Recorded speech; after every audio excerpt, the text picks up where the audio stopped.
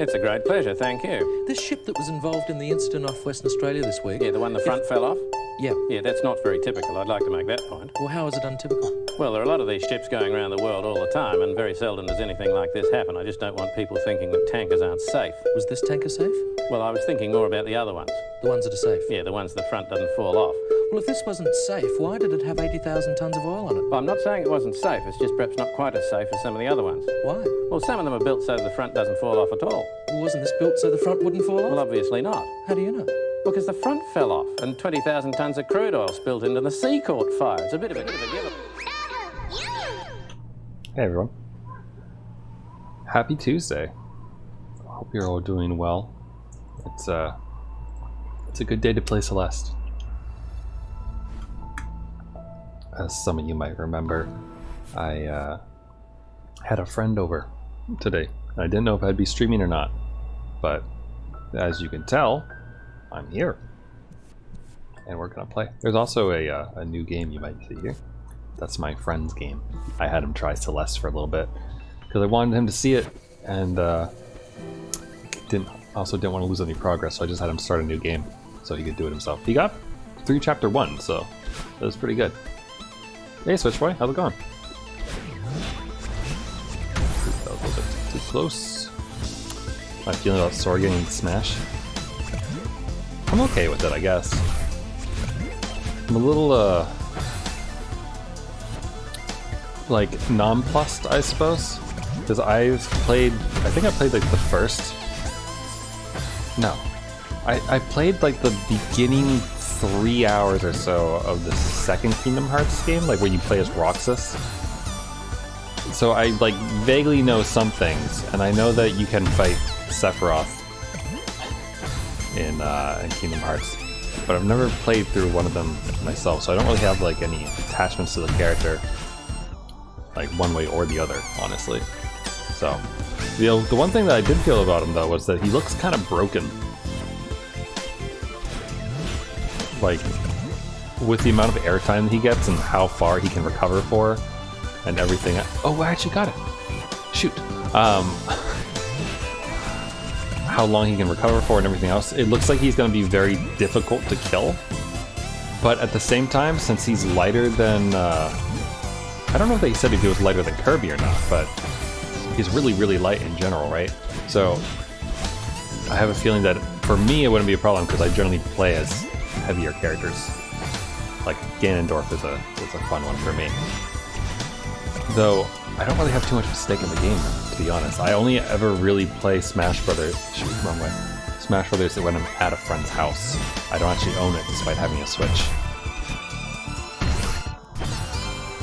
So I'm okay with it. I mean, I think that I was surprised that they didn't go with a like Nintendo property, I guess, like for their final character of probably what's going to be the last character pack, I assume, for a long time, if not ever. I was surprised they didn't go with like a classic Nintendo character of some variety. So that's my general feelings. I did watch it. I enjoy watching Sakurai do his thing, especially when he gets like both controllers out and starts fiddling around, playing two characters against each other at once. Like he's good. What? Wait, what am I supposed to do there? So, is it possible to get the fish and also the crystal and not use the crystal in the process of getting the fish?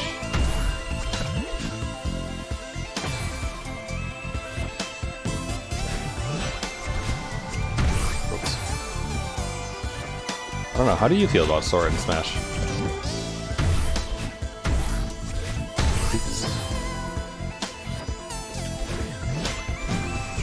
I know that like people seem, from what I've seen, people are somewhat divided about it, or divided that people think that it's divisive worthy. Shoot!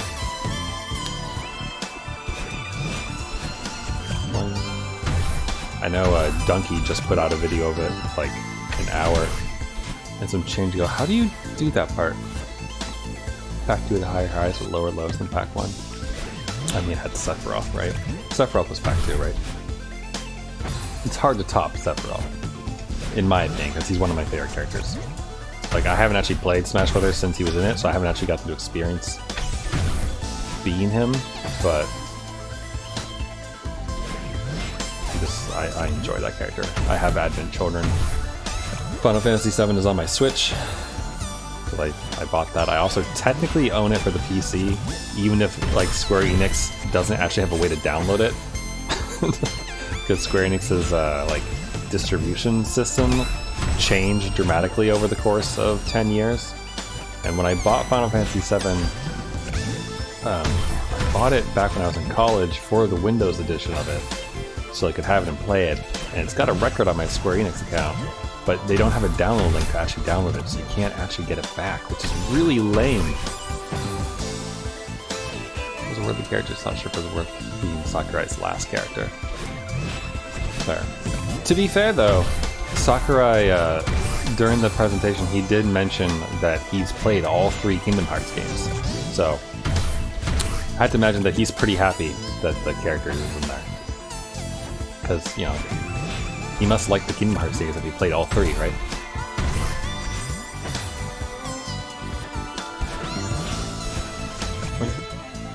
So, but yeah, I do enjoy the Mr. Sakurai Presents stuff. I don't know what you're supposed to do here. Like the obvious thing is that you don't use the double dash, like in the process of getting the other fish. But how?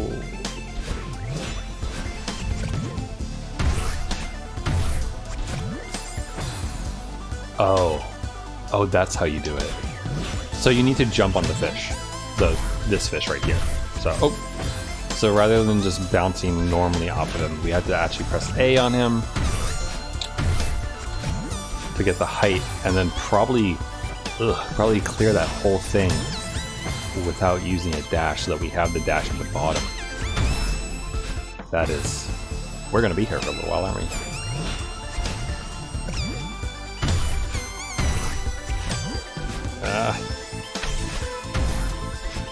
Oh, although that almost makes me think it's there. But yeah, so that was almost good. I shouldn't have dashed. Now I haven't actually looked at any new stuff in a while, but like my understanding, and which is probably wrong, is it Sakurai's last character announcement because they're not doing any more announcements of characters, or is Sakurai going somewhere? Or just like not working on the Smash Brothers anymore? I haven't been paying attention to news. Oh, yes! Get that bird! Oh fuck. Oh! Wait. Okay. Fish? No! Oh! So close. I did it once, so I can do it again.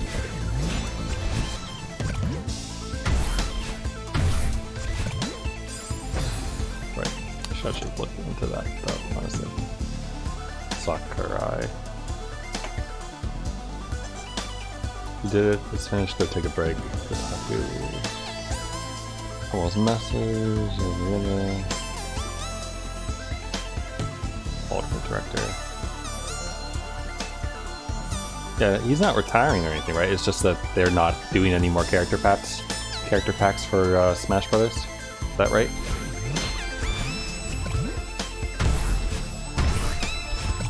Shoot, not quite. But I did enjoy how Sakurai just like he burnt his way through the entire lineup when he was showing off Sora to the Roxas. Like, he was just like going through each one, murdering each one. Which felt appropriate, honestly. For, last character. Yeah, I really should... I feel like I should buy Smash Brothers at some point.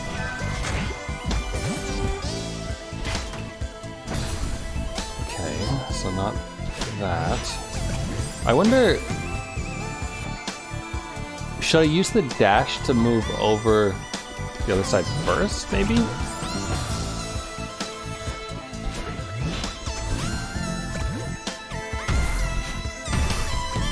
Oops, too high. We'll see. But yeah. So that was the exciting highlight news this morning. Watching the Nintendo Direct. So many salty people. Yeah. But honestly, I mean, what did people want? You know, besides, because I mean, like apparently Sora was the most requested, I guess, according to that survey that Sakurai mentioned.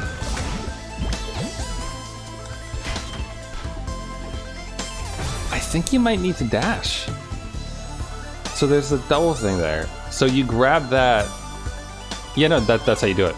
Because the fish will blow us back to it, where you can then use both of the gems dashes to pop it open.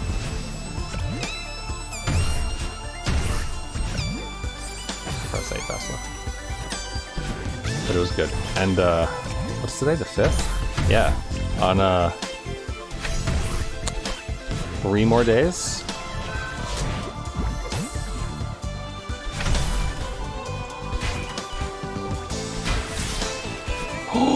You bitch! Oh no! I think I'm right though. I was right in my decision there.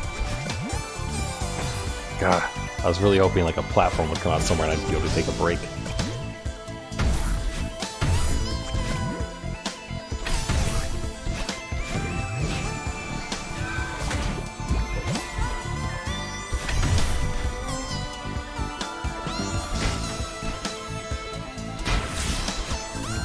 Oh, no. Ooh, that was close. Oh, got it. 13 minutes in that room. Not bad, not bad. Okay. So we're wave dashing out, bouncing, and then maybe teching possibly off that one in the distance? Maybe? Ooh, interesting. So yeah, teching up. Picking up, grabbing the fish. Oh, tossing him through there. Oh no! I saw it though. You're supposed to tech up off that, grab it to keep going.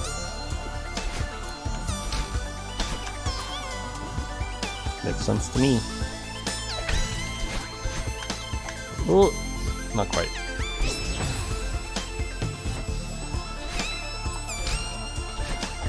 Wait.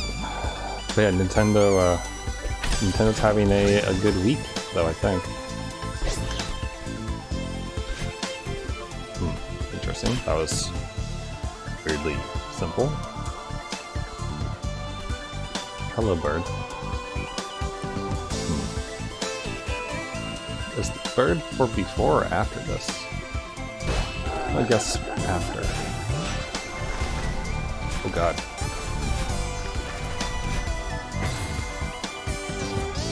So we probably have to catch him after, right? Like, oh god, yeah. You probably have to wave dash to keep up with it, so you can grab it, get on there, and then scoot through. That makes sense. No, oh, I did it the wrong way.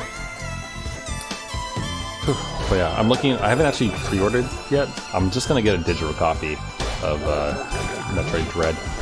So. Oh, God. Okay, we can overshoot it. Good to know. Nope, shoot. And then, I guess... Ooh, you know, that's a good question. How am I gonna fit Dread into the schedule? Because we're doing Celeste. I'm still doing Yakuza. This is it. We're almost out of here. Let's do this for Granny. Alright. So, what are we doing for Granny here? A lot of fish. And throwing the jellyfish through the top part there. Throwing the jellyfish through, getting blown to the right, and then dashing straight up to grab the fish to soar over that one, and then I guess gently go down there. Bounce up, toss him, grab, probably battle line, and she'll probably throw us back into it. Or then float some more. Ooh, and, oh god, is it right there too? Holy shit, this room is long, wow. Wow. Wow. I'll put this cassette tape here though. Wow. Well, how long is this room? Is this all on one life? Like, are there checkpoints in this room? How long? Hold on, wait. Oh yeah, I'm gonna watch the clock here. Ready? Go. I don't know how many seconds it takes to scroll this room.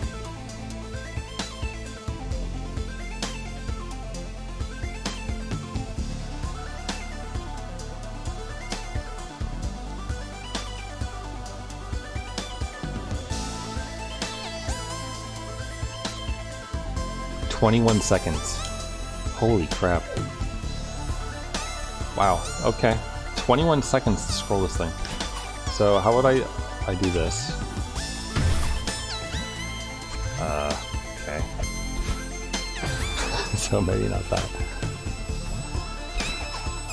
Yoink. That didn't quite work out. I don't feel like it was the worst thing to do there though. There we go. Seemed pretty good, right? Oh, be free! Oh god. Oh boy. This is gonna... No! I didn't mean to do that, I'm sorry. Oh god. Oh! No! Almost recovered from that. Not that I would have been able to go much further, but almost recovered from it. Huh. Oh god. Oh.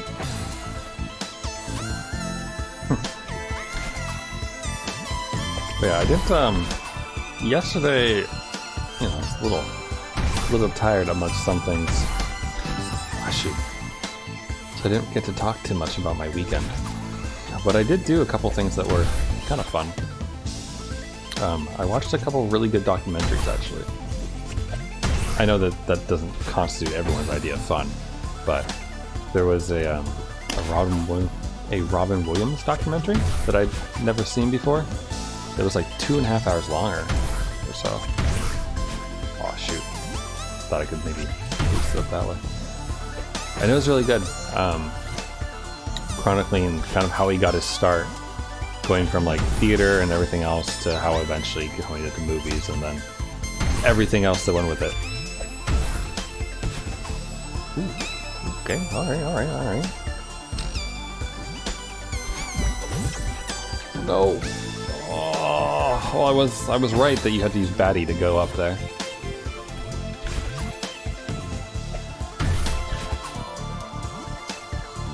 But it was really good. It was on Hulu. I don't know where else it might be, but I'd recommend it if you are interested in that kind of thing. Shoot.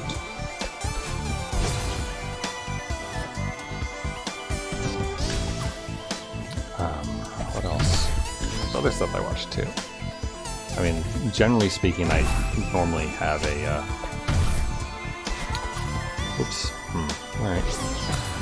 I normally have something up on one monitor while I do other things. Probably like, oops, no! No. Probably most exciting for me, personally, was, I finally got around to doing those tutorials that I've been mentioning all week last week. Why did I just do that? Go forth! Actually, that worked out surprisingly well.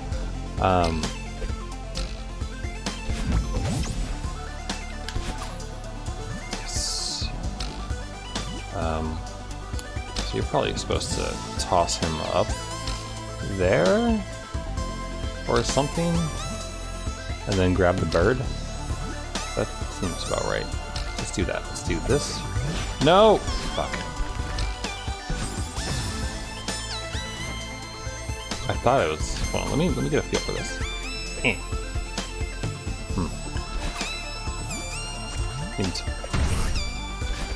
That seemed easier than previous time.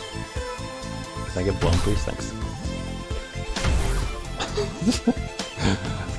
Can I actually like recover from this? You think? No. But those tutorials though, to make a like stupid simple game in Coco's Creator, I did that, and that was pretty fun. Didn't learn a whole bunch of stuff, just learned some basics. But what actually really became fun was maybe last week. I recommended this. I think he's German. This German guy's YouTube channel where he does these coding adventures, right? And he has one that's a tutorial series.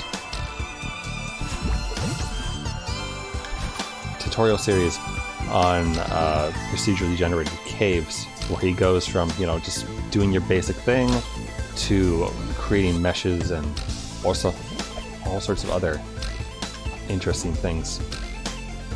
So his tutorials for Unity and written in C#.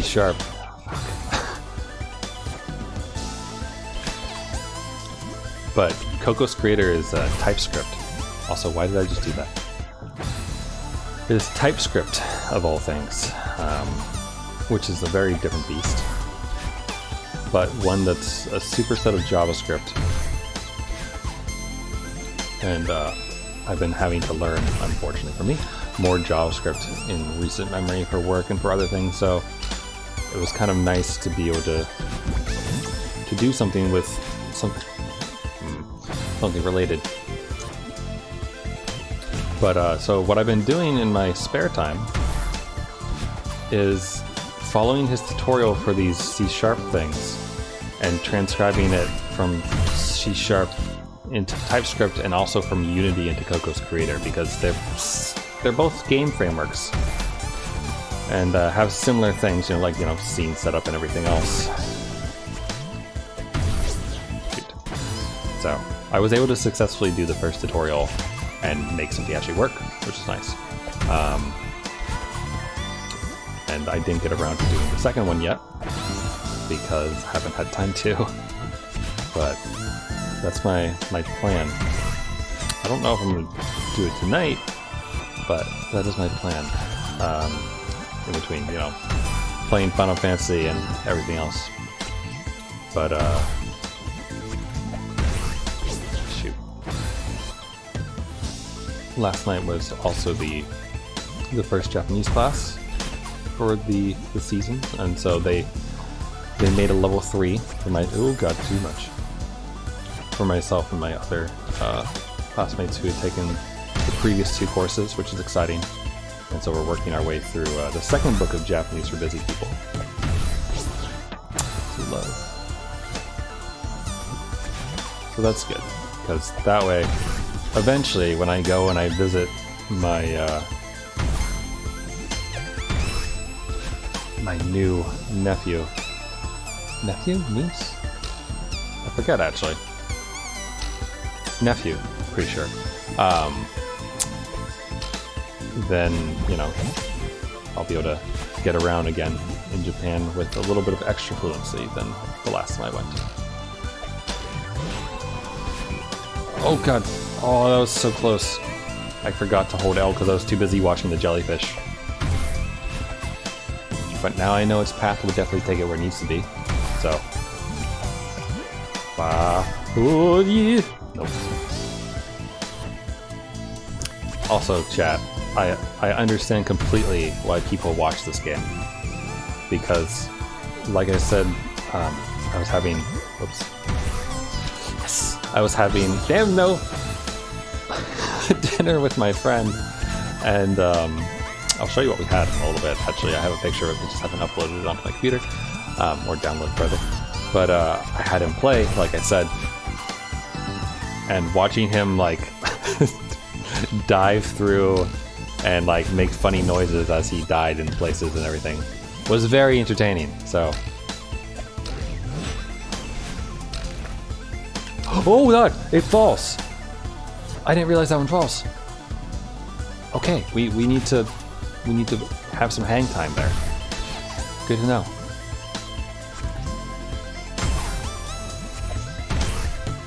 Oh, too much hang time there. But it was very entertaining, and like it actually, it made me a little bit sad that I don't have a what do you call it? I don't want to say like proper mic, because my microphone is perfectly fine, thank you. It's just on a headset, but like I don't have that like a Blue Yeti or like a desktop mic or whatever you call it. You know what I mean? Ooh. Because if I had that, then I could have like, while my friend was here, I probably could have gone live and like had him sharing his first experience with Celeste with everyone, because that would have been pretty fun. I think everyone would have probably had a good kick out of it. But, you know, like I said, don't have the mic set up for like multi-person stream, really. So it is what it is. Also, the reason why my expectations, I guess, weren't met, or that makes me sound like I'm disappointed. I'm not. Yesterday, when I was mentioning, you know, that I was having dinner with a friend, hadn't seen in a while, noting that we might drink a little bit possibly, and so be wary of if there's a stream or not, right? Oh, it died over there. Was based on that, but no drinks. He actually had. He's being social, which is good. Good for him.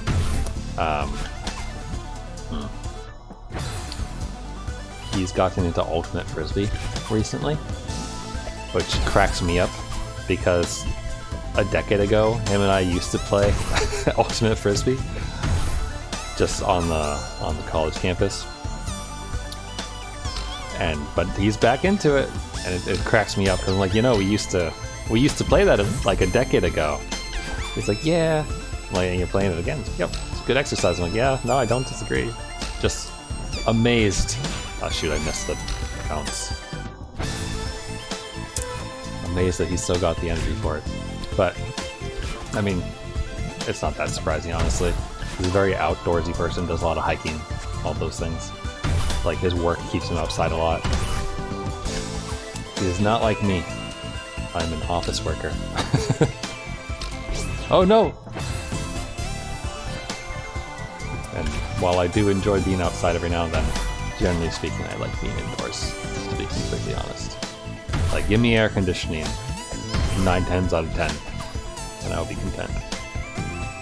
No, I missed it. Ah, shoot. So, it was good though. He did, I don't want to say he gave me shit, but he did ask me a little bit about how dating was going and those things. It's like, yeah, no, not really. Not a lot going on there. Because he is fortunate enough that he does have a lovely lady friend who is very nice. I've met her once before.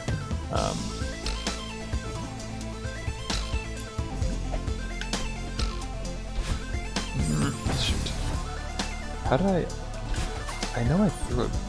Like, I think I pressed A the last time that I managed to do that.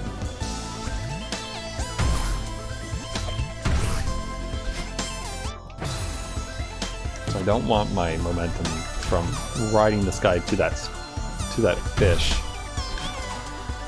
to hold up. Sure, why not? That works, maybe. Or not.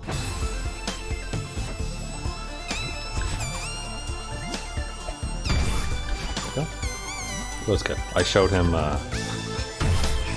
sounds silly, but I showed him all the wonderful girls of Crush Crush because I enjoy the writing. Oh no, it wasn't far enough over. I enjoy the writing of that game probably more than I should. but I just love terrible puns. I can't help it. Okay, no, we're not recovering from that. And that game's writing has so many puns. So, it's hard not to enjoy. I mean, like, honestly, you can date Internet Explorer. Why wouldn't you want to do that? She's adorable. Like, in the kind of sad, pitiful way, but adorable all the same. Shoot! Quetch it when we get. That's right, quetch it. Not catch it, quetch it. We got this though.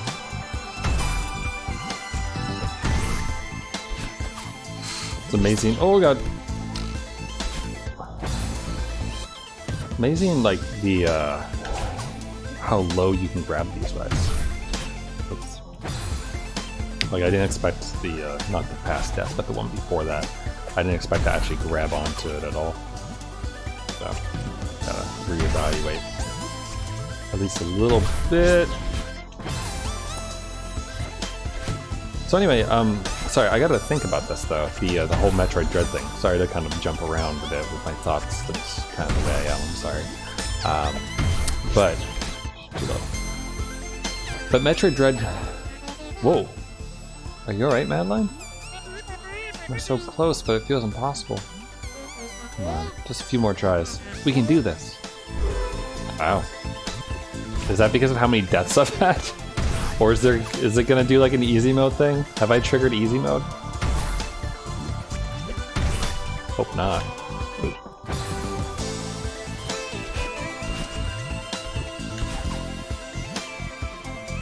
Alright, oh shoot.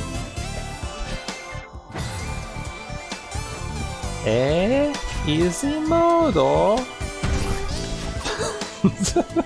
That's pretty much what my class sounded like last night to some extent. It's really funny because like when we talk about restaurants, like that was part of the lesson last night was ordering at a restaurant and those kind of things. So we had to, you know, ask someone to go to a restaurant around and like ask people what restaurants were near their house, nearby, everything, right? And you know, like the restaurants around here don't have Japanese names, but you say them as if you constructed them, like in Romanji, like as if you were reading them in katakana. So it's kind of funny, I guess, to hear. Hold on. So we do this, press A, toss it, cry. That's how you do it. Okay. How the fuck? Wait, whoa. Okay, so we're losing this thing here, it looks like, right? Which is okay, because we'll jump over to the bird. Oh, there's another one. Oh, that is mean. Oh god, it is gonna send you back every time. Oh, this is gonna be awful.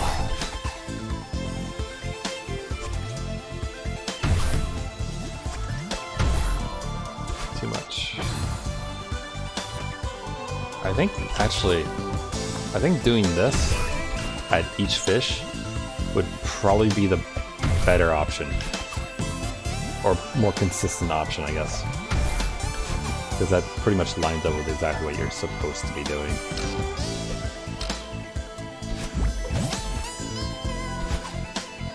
Probably could get that on the second one. Shoot! Ah! I was holding down L expecting to like land on it so that I could grab hold and everything, but that didn't happen.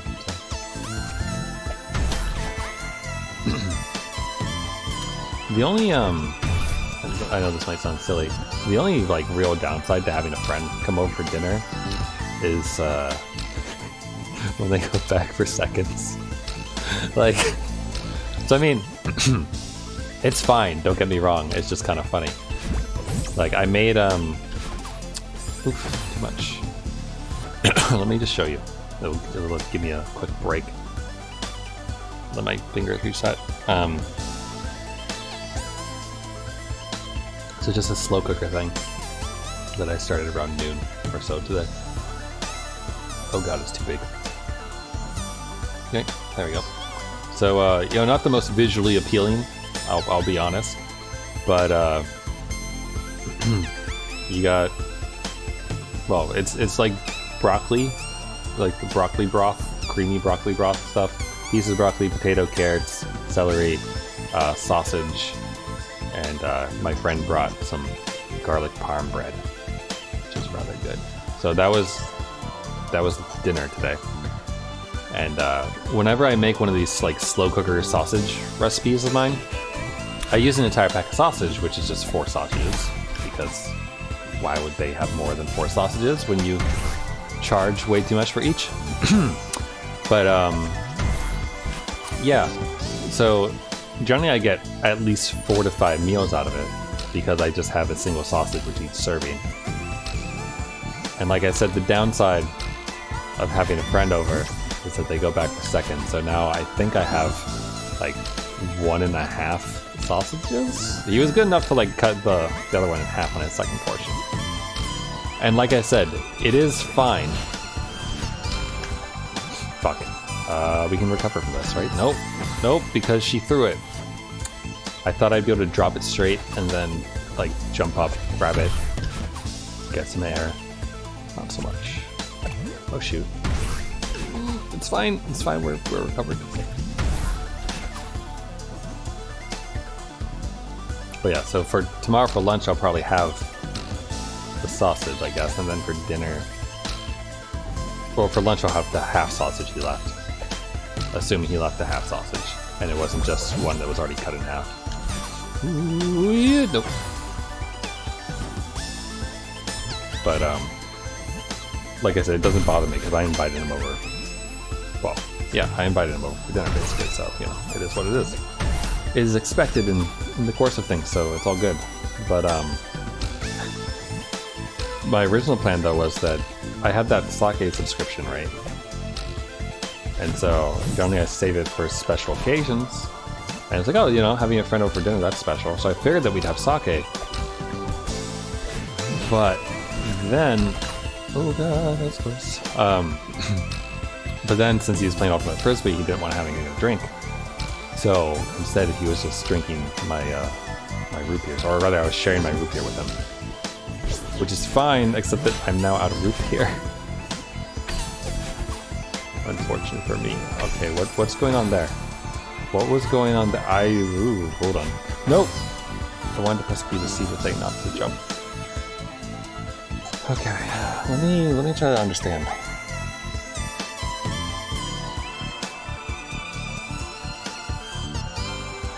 So all I'm saying is I'm a little low on fluids right now for keeping my whistle wet as I do this. Okay. So the bird here brings you here, you grab him, do your thing. And then I guess jump through here. Now, if we toss the jellyfish like as we fall here and catch the gem, we can tech, or you know, do a side dash and up dash. We don't even need tech. Up to this paddle and get knocked this way. And I assume that the jellyfish over here is going to float on over to these boings, and then we'll meet it there. And once we grab it, we'll float over, get that back, and probably the bird will be here, I guess. But the only thing that makes sense. And the bird will probably bring us somewhere else. I guess here, probably, where we'll have to do something, because clearly we will die. But it's probably an up path, I guess? It looks like it connects. So maybe there is sort of a checkpoint. Maybe there's like a room above this one. Room seems like a weird word to say for this, but a room above it. And we'll fall down through. The only issue, of course, would be that once we go through that, we don't have a you know, binoculars like I'm looking for now, so this will be a weird one to figure out though, because if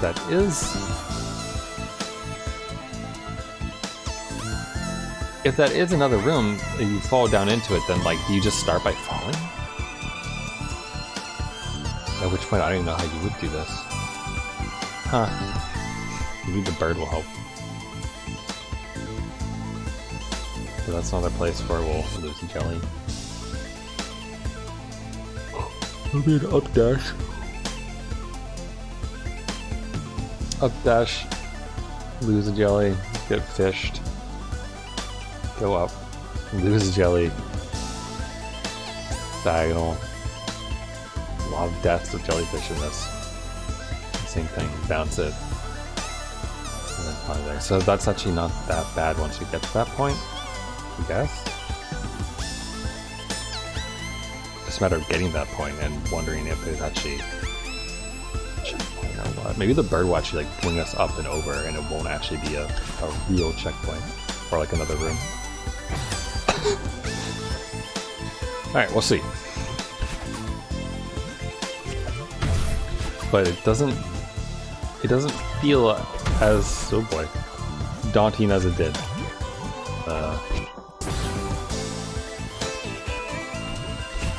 So we should try. And we will succeed. At least I hope we will. Yes, good.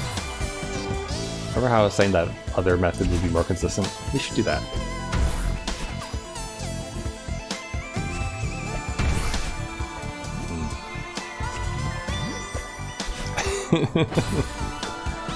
Tried. Point. But one of the nice things about that appointment that I had yesterday at the optometrist and everything wasn't necessarily the appointment itself, but getting out and reading the paper again. I kind of missed reading the newspaper. Now I don't miss news, generally speaking, because there's news all over the place. Shoot. Just trying to give myself a little bit of hang time when I messed up. But reading the Wall Street Journal is something enjoyable for me because generally it's good paper, I guess. This is my thought because it's all about money. So generally the stories in it, like there's a political section, sure, and those kind of things. But oh shoot, too high. But most of the stuff is centered kind of around investments and those things, which is something that I do find interesting, even if I'm not like super good at it. It is something that I've taken a number of like little seminars in at work, or through work rather, because they're good about that. Fuck. And it is something good to just have general knowledge about those things. So, because if you have an investment account, then you want to make sure you're doing okay by it.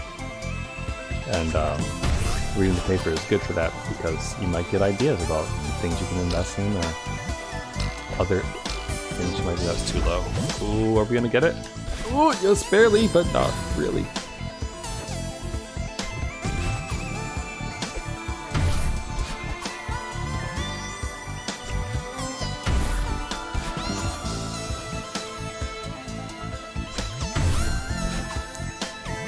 That's nice. And, you know, occasionally, and I was talking to my sister about this because I talked to my sister for like 3 hours or something yesterday. But you know, it's a lot easier to just like ignore things, generally speaking. Fuck. I did it again.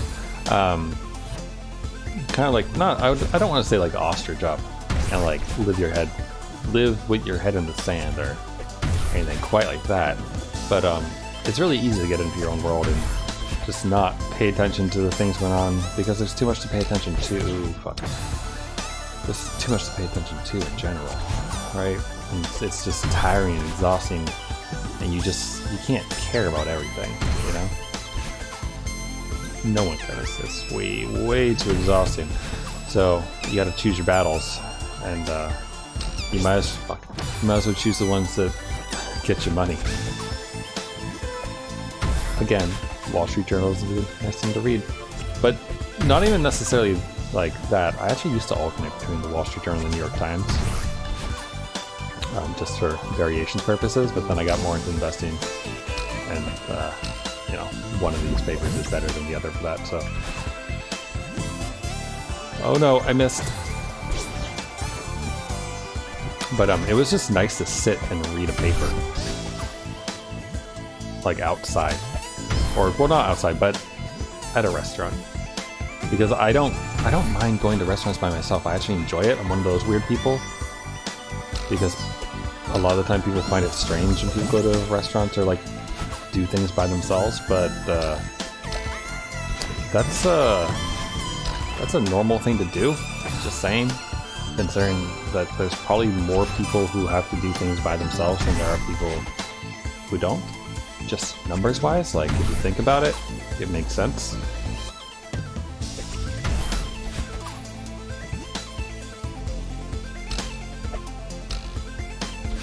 That was a little on the far side, wasn't it? But it worked out, so it's okay. You son of a...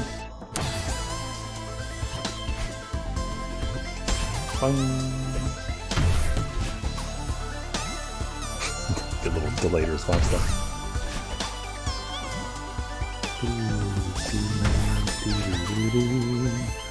So yeah, the I don't know, it's been good. I feel like I'm getting back into the groove that I was in maybe like 4 or so years ago. Is 4? Is that the right number? Like, around the time when I started streaming originally, I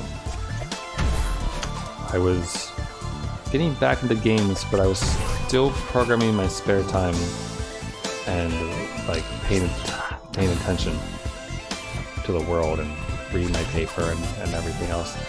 And generally in a good space, not like as jaded as I've been in recent years.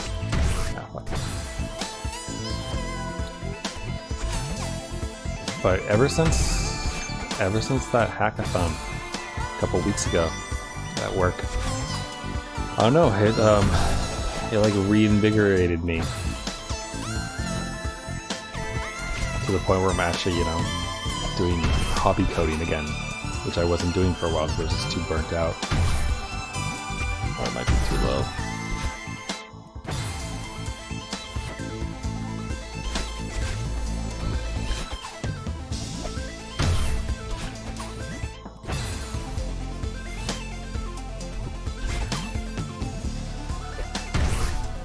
I feel like you almost don't want to be too high with that. There we go. That's good. That's nice. So the whole making a blog,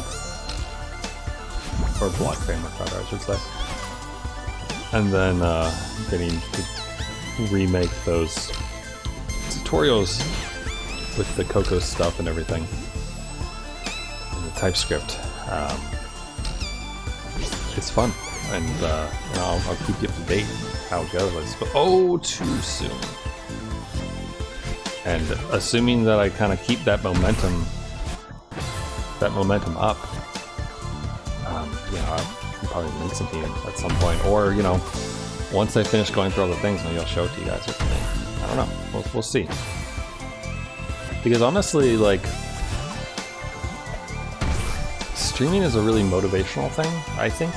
Like, it's, for me, personally, it's very motivating because sometimes you do things that you wouldn't necessarily, like, do otherwise. Not in a bad way, but, like, going out to see new restaurants or checking things out that you wouldn't like, you might not check out otherwise because it gives you things to talk about on stream. Or what have you, right? Okay, so oh, there's wind! Oh, there's wind there! Alright, I didn't know that. Punk. Oh, that's too high, isn't it? Nope. Fine. But, yeah, so, like, I've been, shoot, too soon? I've been hesitant to, do any programming on stream for a little bit. I did do that once or twice, but I feel like I'm like nurturing a small flame and like trying to make sure it doesn't get blown out at the slightest gust or anything, because like I said, been a bit jaded over the years with things, so that was way too soon. At least it felt too soon. Oh, that almost worked. So I don't want to lose this motivation that I have because it's a good feeling. And it's a nice thing. And if I can hold on to it, if I can hold on to it and get it back to where it used to be, that's way too high. Oh no, it worked. Then I feel like it'll be good for me, I guess.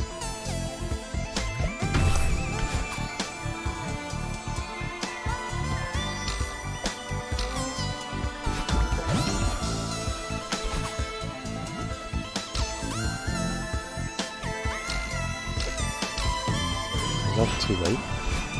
No, that's just right. So when does that wind start? Right there? Oh shoot! Oh no! Oh, but I probably could have kept going to the right. But I lost the jellyfish. Oops! All right, we're not getting that.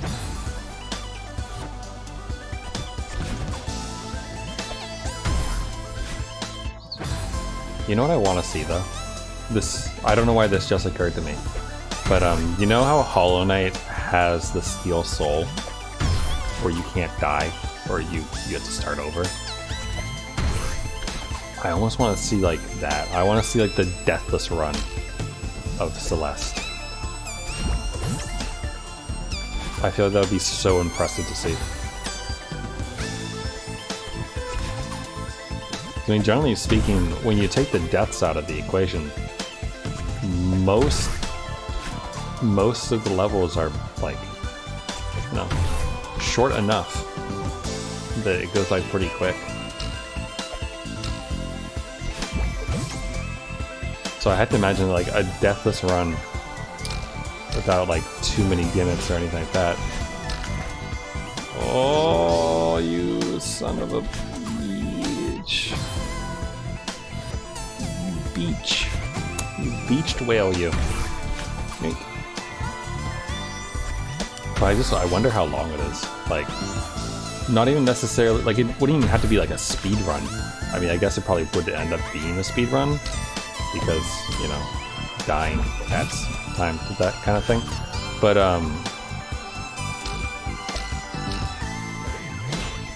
that probably looks perfect, doesn't it? Yep. It'll be really impressive, don't you think, to see?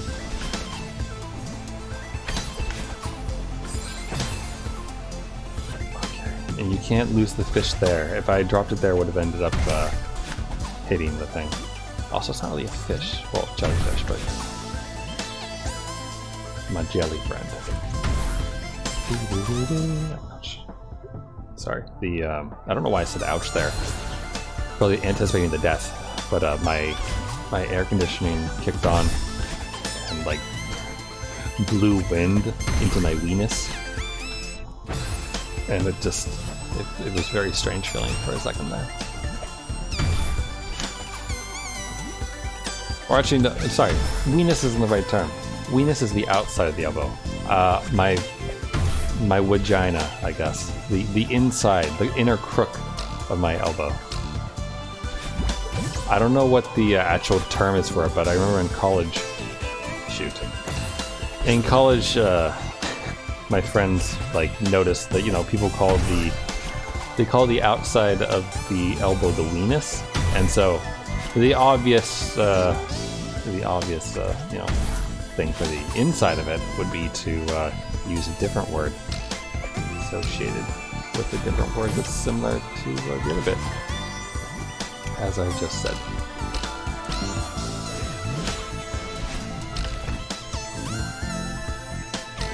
Okay, away we go.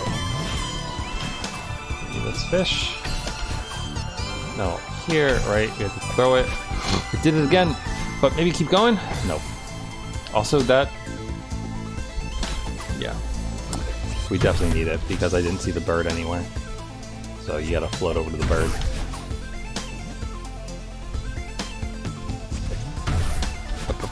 Bird. I won't.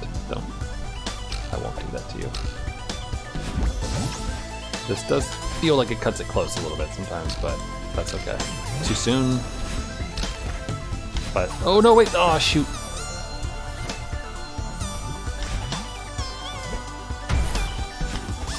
Oh, that's 2.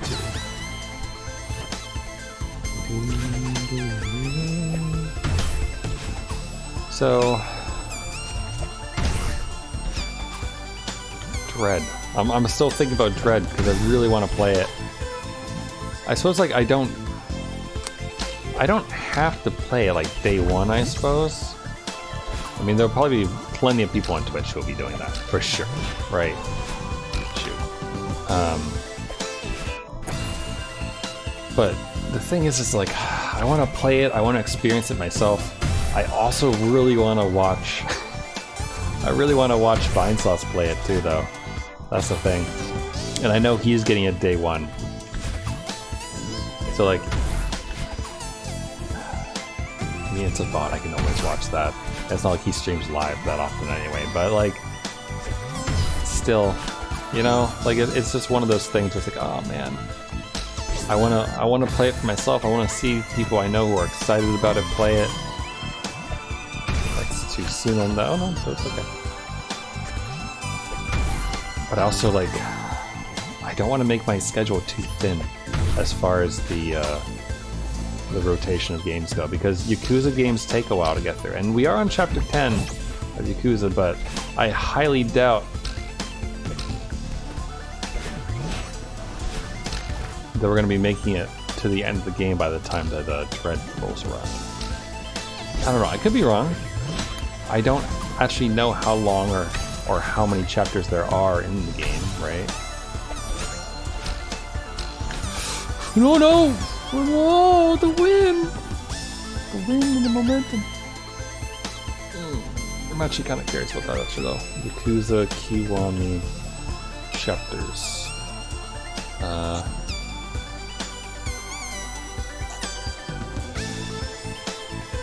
12? Oh. Oh, sorry, that's Yakuza Kiwami 1 chapters. I want it. Yakuza Kiwami 2. How many chapters are there? Chapters 16. And we're on chapter 10. So it's gonna take more than a couple streams to finish Yakuza. Short of having a very long day of streaming, you know?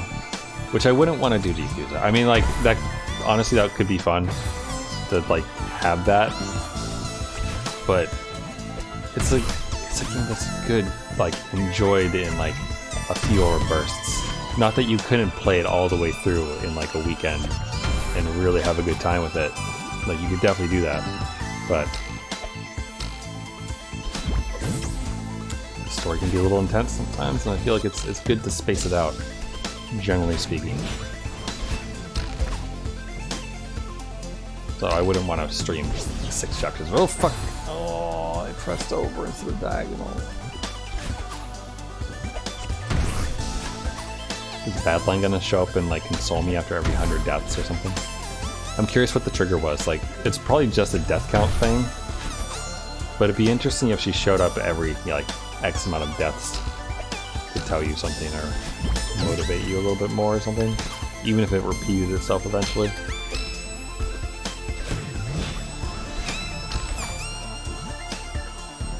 This time would be different. Thank you. No, what? Okay, well that was different, to be fair. A lot though.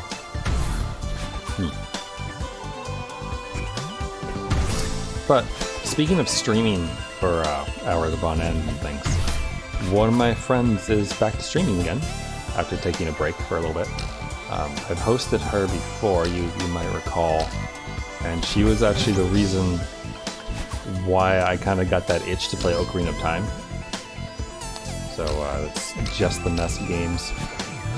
And she couldn't stream for a while because of severe eczema on her finger, which is, you know, not the most pleasant thing to mention, but she's fairly open about it and everything. Oh, you son. But she couldn't stream because it hurt too much to move her fingers. So thankfully she's gotten, you know, the medical help she needed on that and is feeling better. And so yesterday, yesterday or the day before, I believe, was her first day streaming back. And she's doing Majora's Mask right now.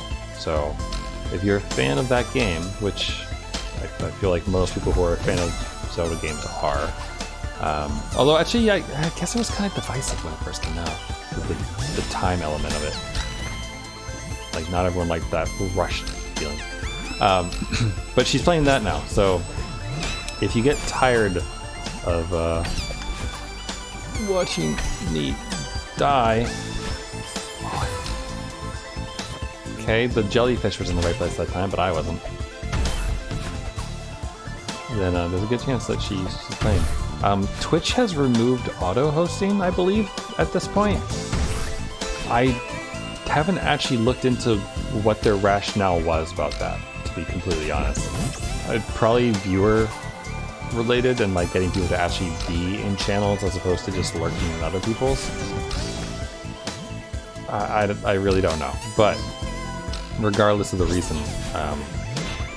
it doesn't. I don't auto-host like Swerve or people because there's no auto-host anymore. Yes. Okay, now what are we doing? What are we doing? Oh, I see. Okay, I hate it, but okay. Oh god. Oh god. Oh. Okay. What's going on here? Wow. Oh, that's awful. Oh god, why would you do this to me?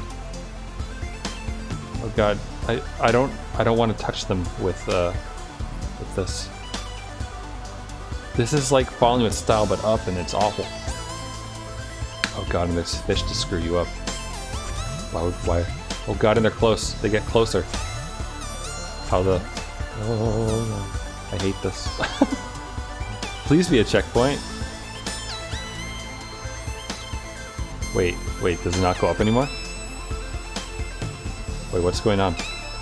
I don't understand what's going on here. Like, I see that block right there. Wait, does that open when you... I, like, don't want to let it go. But that looks like the kind of block that opens when you dash. Okay, hold on. So, like, I can drop it. Oh, no! No! Oh, I probably should have just kept trying to go up. There was no harm in it. Oh, this is so mean. Oh, I want VTubers to play this game. Like, know how for a while there was a craze where they were all playing Getting Over It and doing those style of games, like Jump King and everything else? I would love to see a bunch of VTubers, why did I do that, play this game, and like to the point where they get like to these levels. That would be fun. You know, for the suffering.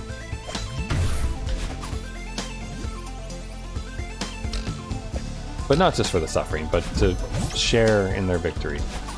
Because inevitably a lot of them will get it, because a lot of them are really good at games.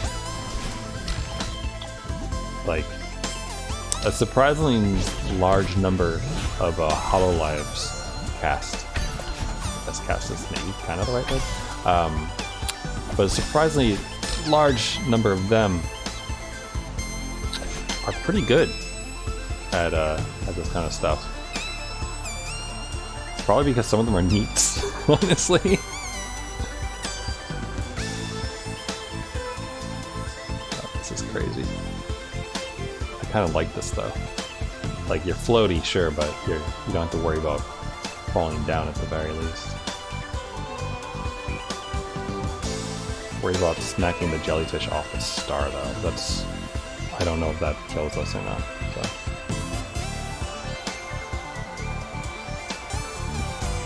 Now the fish though, that will kill me for sure. Okay, surprisingly quick on getting back here. Let's just try to go up, I guess. Oh no! Oh, that's awful.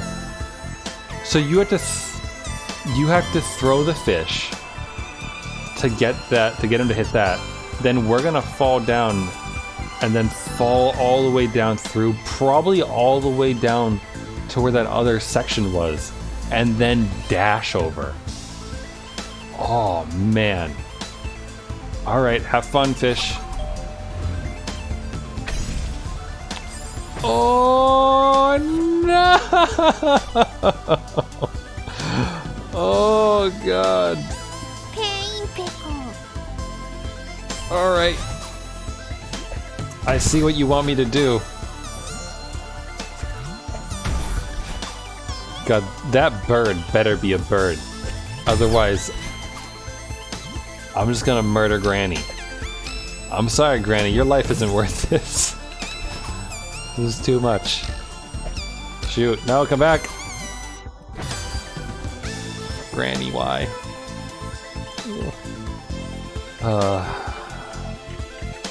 Okay, you know, maybe Granny is worth it. You know why? Granny Creams, hot butter ice cream. That's why. The Granny Creams hot butter ice cream.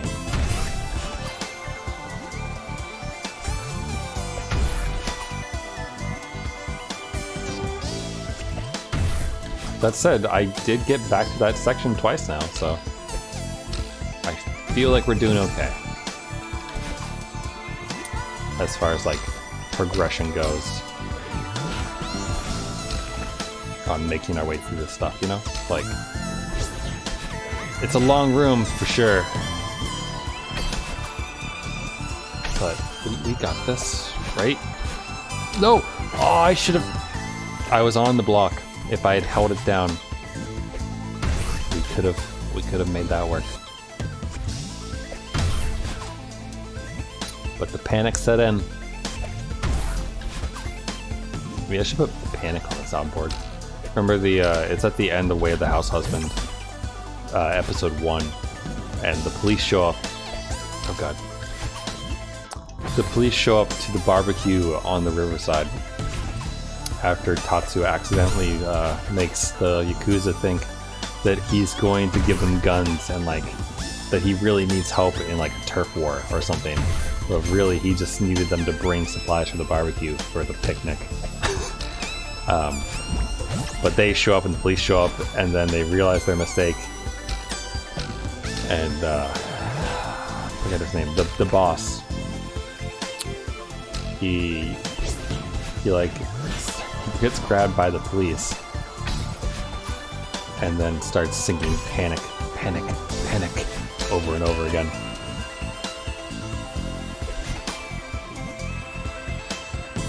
And there's some cultural reference that I don't understand there. Like, they like played this weird drum beat with it and everything. Shoot, too much. I actually have the video clip. I don't have it queued up, but I do have it saved for just the panic portion of things. Because I played it at the end of the stream before. For a min.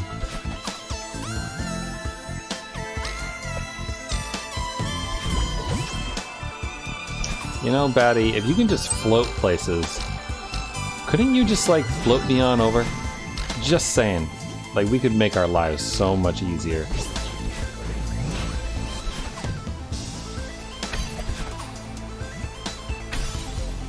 Clear the fish. Oh. That was my fault, but also accidentally going left when I wanted to be going up. Reminds me that since yesterday, I've noticed a slight drift on my controller while playing Final Fantasy, and I've only had this controller for a month. Shoot. Like, I looked at the receipt today because it was like, oh, like if I need it, I got the warrant. I did get the warranty, I'm pretty sure, on this. But I had the receipt, so I looked at it, and I bought it on the 4th of September. So literally a month ago. and all of a sudden getting drift. Like not too much, but enough that my character just like starts walking to the right sometimes. So I'm not looking forward to that, because half the reason why I ended up getting a new controller was because Final Fantasy XIV I couldn't do the leap of faith consistently, because I couldn't like control my character properly.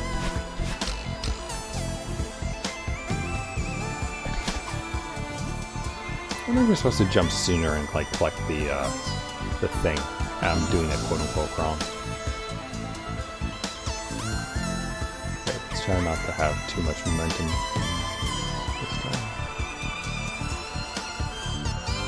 Oop, that was close, but we did it.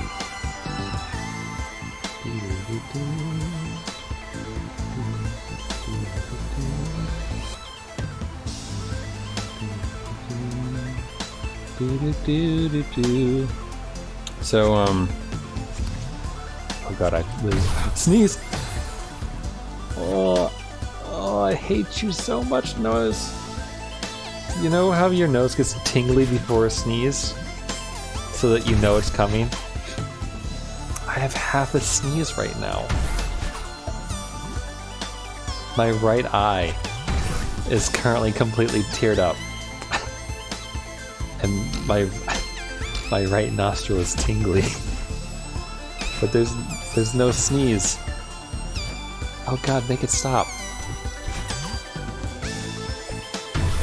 I swear to god, I'm not making no excuses about just getting pounded by a fish there.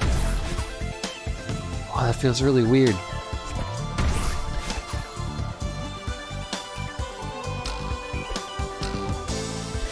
Okay, it's kind of subsiding a little bit. Alright, still a little bit blurry though. Ah, shoot. That had nothing to do with blur, that was all just me.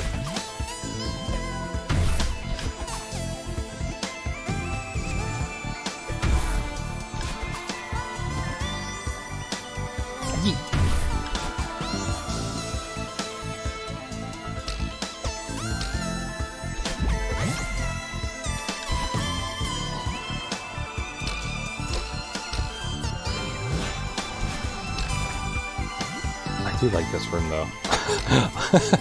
I know I hate parts of this room so far, but I do like it. And that it does feel like a test of kind of everything you've done so far to some extent. Not so much the wave dashing though, weirdly enough. Oh god, I hope there isn't a wave dashing section at the end. That would be really mean. You know, like how we get the sections where you have the blocks that fall and everything.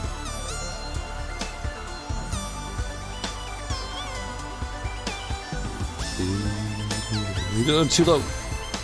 I was watching the stars and not where Maddie was.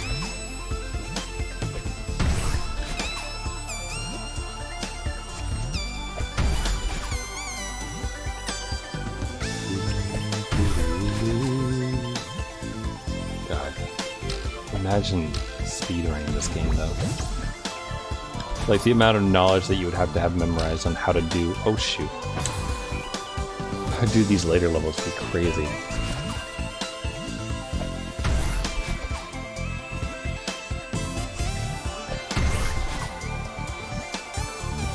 I wonder if people do like segmented runs for this game. You know, like piecing together like their best times per room to figure out what shoot, not enough.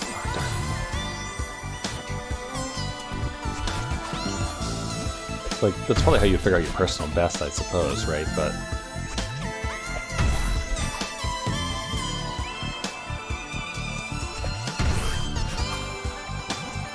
honestly, I'm intrigued by the idea of it. At the same time, I don't think I'd want to necessarily try it.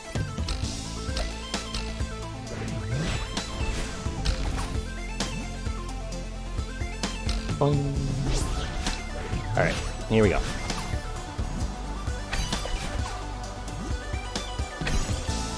Go forth, friend.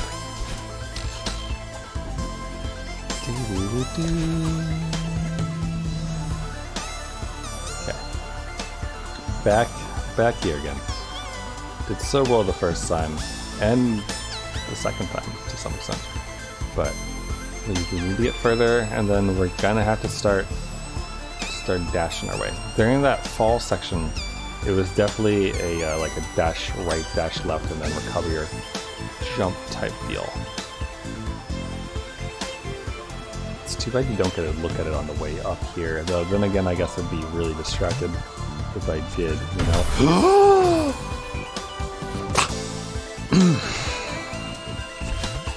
Damn these fish. The blowfish. Probably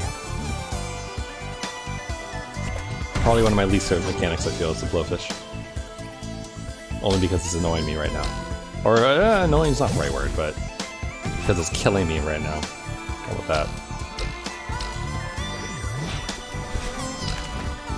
That wasn't enough.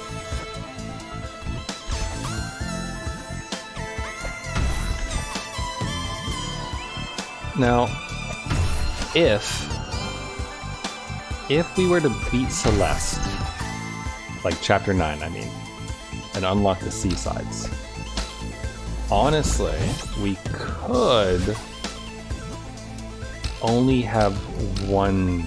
We could do like a specific day for Celeste, like delegate it down to one day, and play Metroid Dread on the other two. I didn't grab it on the other 2 days.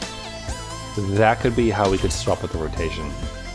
The only issue with that, I suppose, is that Celeste definitely benefits from playing it often and having your skills, you know, freshly honed. Because as you can see, you know, haven't played this in a few days.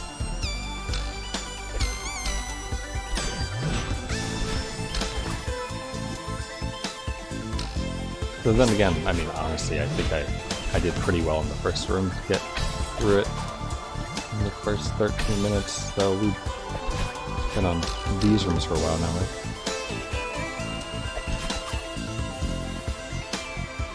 Okay. How many rooms have we done today, actually? Is this a third or fourth room?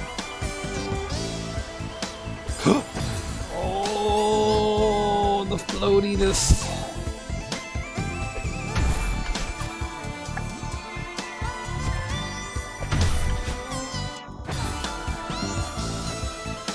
We got this.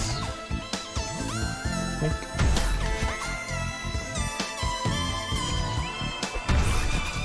Ooh, that was dangerous. Also, I just realized that I need to throw him. That's stupid of me. But yeah, I like Celeste enough that I really do want to like play all the seasides and everything once we beat Chapter 9. And I want to 100% this game. Honestly, like, not necessarily like get all achievements, I mean, but like beat Chapter 9, beat each seaside. I don't know how much interest I have necessarily in like a ton of maps, but I kind of want to check out at least the very, very least some of, oh boy. Get the beat! No.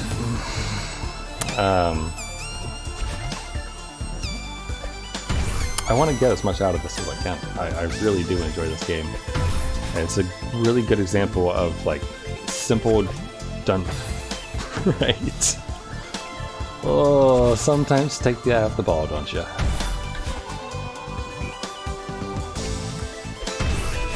But I also don't. I like having a variety of games, or at least having a rotation of games. So I don't ever want to be like pigeonholed, you know, into playing just one game. Life is too short.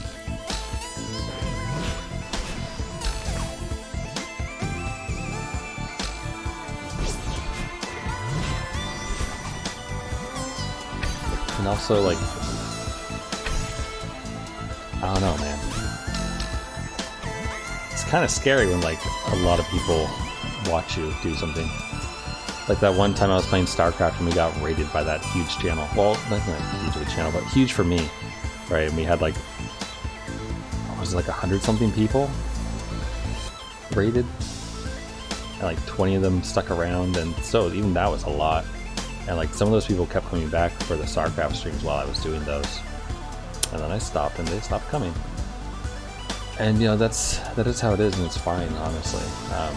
Because people who are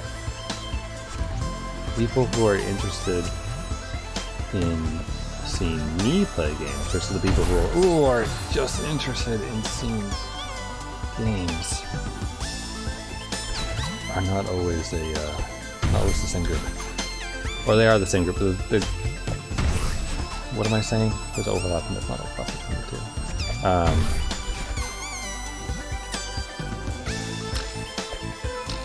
I wouldn't, like, I don't think I'd ever want to have like a huge number of people watching me play games if it's only for like,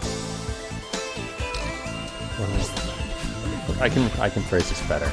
I wouldn't ever want to sacrifice my ability to play whatever game I want to do and enjoy my stream for the sake of like a larger audience, I guess is what I'm saying, if that makes sense. Which, I mean, I think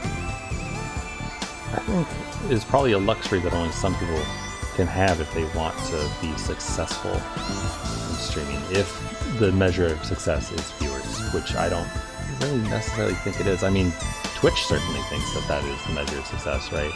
Because God, everything's based on that, sure. But like, I think at some point you gotta define your own rules for things, you know? Okay. Here we go. We've made it to the fall part again. Get your monkey balls ready. Oh yeah. Fallout! Okay, so we get this so that we can do this and this. Oh no! I didn't mean to do that. I hold onto the wall and then adjusted myself in my seat. And note to self, don't put your thumb near the X button when you are shifting in your seat.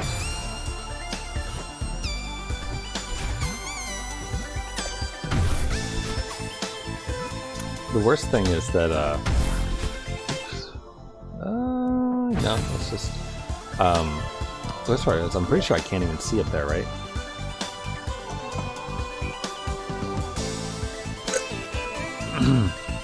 No, it's just a black hole, right? But you can't zoom up. Nope. So we can't even, like, get a vague idea of what that fall section is going to be like, besides the fact that it exists and it will be default.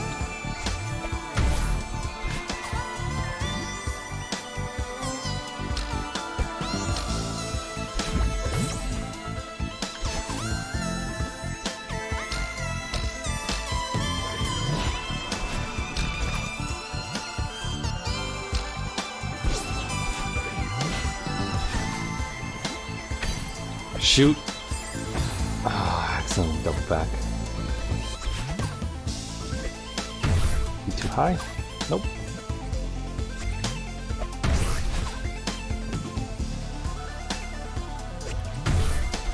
No, the trick is, like, this definitely feels like it could be, like, if not the last room, like the penultimate last room, because of the way that we had the dialogue and Maddie and Batty saying that, you know, they're almost there and everything, and just the sheer length of this room.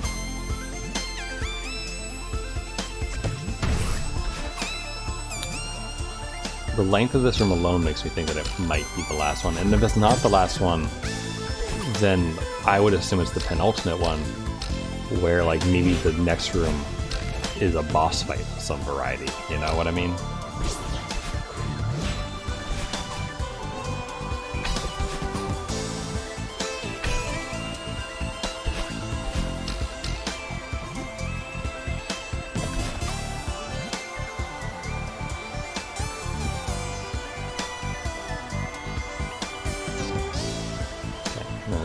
try to concentrate here. I know I've been babbling on about nonsense this whole time, which is, you know, normal for the stream. But I'm gonna try to be good here. Oh, come on, Maddie. What's a little shock? Remember, I had nature's classroom back when I was in 6th grade, and someone brought a disposable camera. Which, fun fact, disposable cameras can be turned into tasers if you know how to do it. And my friend knew how to do it and converted a camera into a taser. And then someone fell asleep on it and ended up with a nosebleed in the middle of the night. They're fine. Well, I guess they're not fine anymore. But they were fine that night. So they were fine until they got into drugs and some other stuff happened. But the camera had nothing to do with any of that as far as I know. So, but it was silly. It was like you know those shock pens where if you touch, you know, you touch it in the right place and you get a shock because you just connected a circuit, right? It was like that basically, just using a digital camera for it instead. Or not even digital, a disposable. Man, are those sold anymore? Like, is there a market for disposable cameras? Like, I know some people make Polaroids still, right? And like eThought sell Polaroids of themselves to their like, legions of simps on OnlyFans and those kind of things. Because it's, you know, a physical picture that they can send to them for them to put on their masturbatory wall. Whatever one does with these things. I don't know, actually. I know what I do with like my VTuber stuff.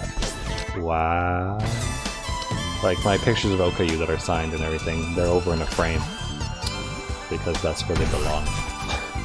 They're not actually framed, mind you, but they are sitting like on a frame. Because my diploma, or no, actually that's not my diploma. That's an award from the faculty, is in a frame. And then like just sitting on the edge of the frame is where those pictures are. Because it's a place to just prop them up. But like, does one do that with like your eThought stuff? I mean, I suppose you could, right? I mean, I don't really know too much about the type of person. Oh god, this is close. But it worked. The type of person who like subscribes to a bunch of people on OnlyFans, or like collects their Polaroids and those things. Like, if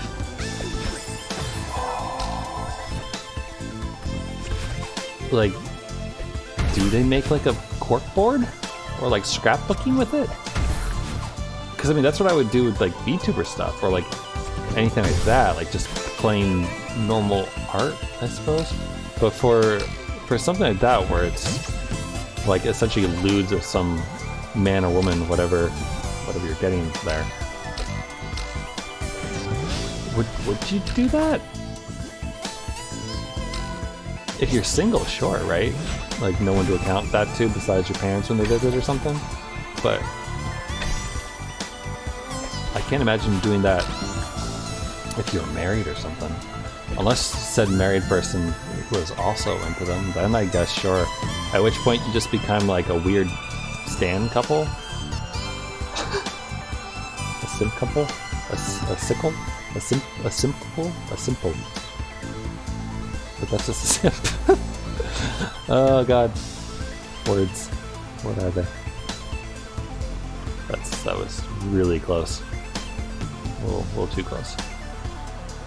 So I am curious. I'm not gonna try it, but like theoretically, I think you could let go, right?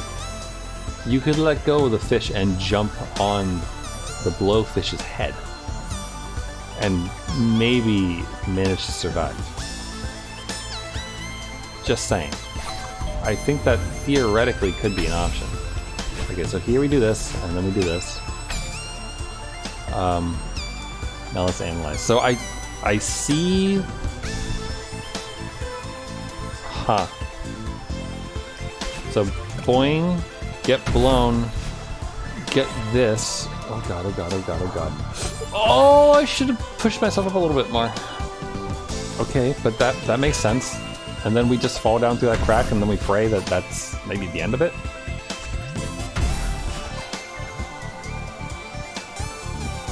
What a weird variety of conversation points that have come into my head today. I don't know where it's coming from. It's not like I discussed e-thoughts with my friend who was visiting.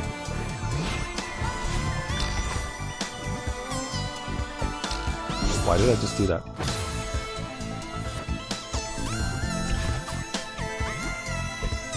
Oh, I know why they're on my mind. Well, two reasons, I guess.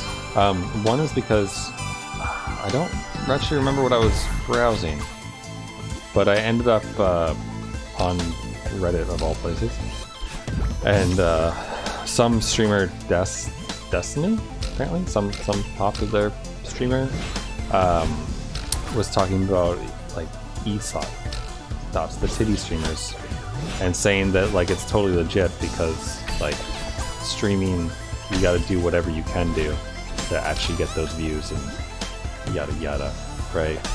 So you don't hate the player, hate the game, basically was what he said in like 4 paragraphs that were completely unnecessary because he could have just said don't hate the player, hit the game. But bitch. That might be one reason. And then probably the other reason is recently Azumi put out a new Patreon tier. So one, just to clear the air here, I'm not currently... Subscribe isn't the right word for Patreon, right? It's just supporting. Not supporting Azumi. She's a cosplayer. I really like her cosplays. Like specifically her Nero ones, because those were really good quality. Like the Nero Bride one was good, but the just like Emperor Rose's one that she did was fantastic. Like some of the pictures are really beautiful too. Like the ones with like the full length Roman gown and like good pictures taken, like, good angle. Like nothing even like rude about them. Like she has her own sort of like lewd section of photos and everything too, but and I'm not going to say that I don't like those. I'm a normal guy. I like women in good outfits, right? But those Roma pictures though, those are so good because I like Nero, the Fate character, by the way, in case that's not obvious. So it's really good when I can find like a really good cosplay of it. But I'm not supporting her on Patreon because her tiers are ridiculous. Honestly, like $75 for like shoot, didn't throw it in time. $75 for like the photo sets of the month, and not even all the pictures, just some of the pictures for the photo sets, and then like I think that's like the first tier where you get like access to one of her Gumroad sets. So like basically a free one of her other month's rewards. Basically, you could choose one to get, and that's it for like $75 a month. That is a lot of money to spend on some random girl you don't know whose pictures you could probably just look at on Twitter, and like you're not missing too much, honestly. So like. Crazy. But anyway, that's not the point. Like I said, I don't support her, so I'm not like subscribed or like paying her any money, but I do follow her on it because, you know, cosplayers post their free stuff because they're advertising sometimes and everything else, so then, you know, might see a new cosplay, right? Like maybe there'll be another Nero one or a different Fate character that I like or something like that. But she posted a new tier, which is a $20 tier, and it's not even ASMR. It's I can't remember. I think it said 3 to 5 sentences, where she will say 3 to 5 sentences and send you like a signed a signed selfie, like addressed to you, and the 3 to 5 sentences are of your choosing though. Like she'll record herself whispering, like whatever, as long as it's not too weird. What a weird world we live in. On the one hand, it's like, again, you know, going back to the whole ethos stuff, right? Like don't hate the player, hate the game. Like I like ASMR. Fuck. Not like I don't search for it on YouTube, right? That's not what I do. I don't want to watch some girl lick an ear-shaped microphone. That's weird. I'm good. I like VTubers ASMR because occasionally they're really bizarre, like Hinata's. Hinata is one of the old guard of VTubers. She was in Virtual Sun is Watching. Why did I do that? Virtual Sun is Watching, which was the anime that they made. And it was really bad besides a few segments. But Hinata did an ASMR which was hilarious, where she literally threw the microphone into the air and like animated a whole little bit with it. And it was it was good. I should watch it after this, honestly. It was very silly. But like that is fun and amusing because it's silly and kind of taking the piss out of the whole thing. And then Nekomata Okuyu, her ASMR intro, because it was just like straight up relaxing, because she has a very relaxing voice. I used to use it to help fall asleep. And I actually have it on my phone. So like when I go back home or I visit like family or those kind of things, typically it's a little bit harder to go to sleep because I'm so used to going to sleep watching like Twitch streams or whatever. Like fuck, I did it again. Face the wrong way. Basically like facing the wrong way. Sorry, that was a mind and body moment there. Having noise on, essentially. Which is interesting because I never fell asleep like that growing up. It was always very quiet going to sleep, besides like the sound of like cars outside or the road. Because like, you know, my parents basically didn't let us fall asleep with music on or those things. And I always thought it was weird. Because I had friends who would do those things. Like I remember I slept over, his name was Cody. One of my friends in like 6th grade. I slept over his house, and I remember not being able to get to sleep until like 4 o'clock in the morning. Partially because I wasn't allowed to watch horror stuff as a kid, and so I didn't do well with it. But he loved, But he loved that stuff, and like there was a documentary on like an axe murderer or something that his parents and him were watching on the night that I happened to stay over.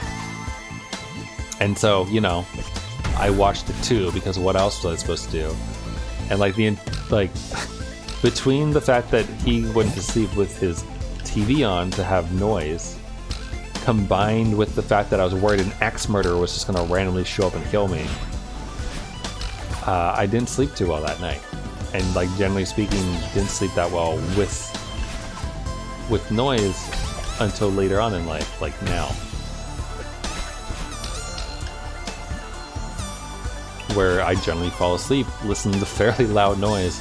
They could like go to sleep when Vinesauce used to stream, I would fall asleep to him. And he's loud. Like between the glitches and like especially on Sunday nights for corruptions, like weird, horrible noises, and like even with a limiter sometimes it was just bad. And I got used to that. So now I generally fall asleep better with noise on, and if I turn off the noise,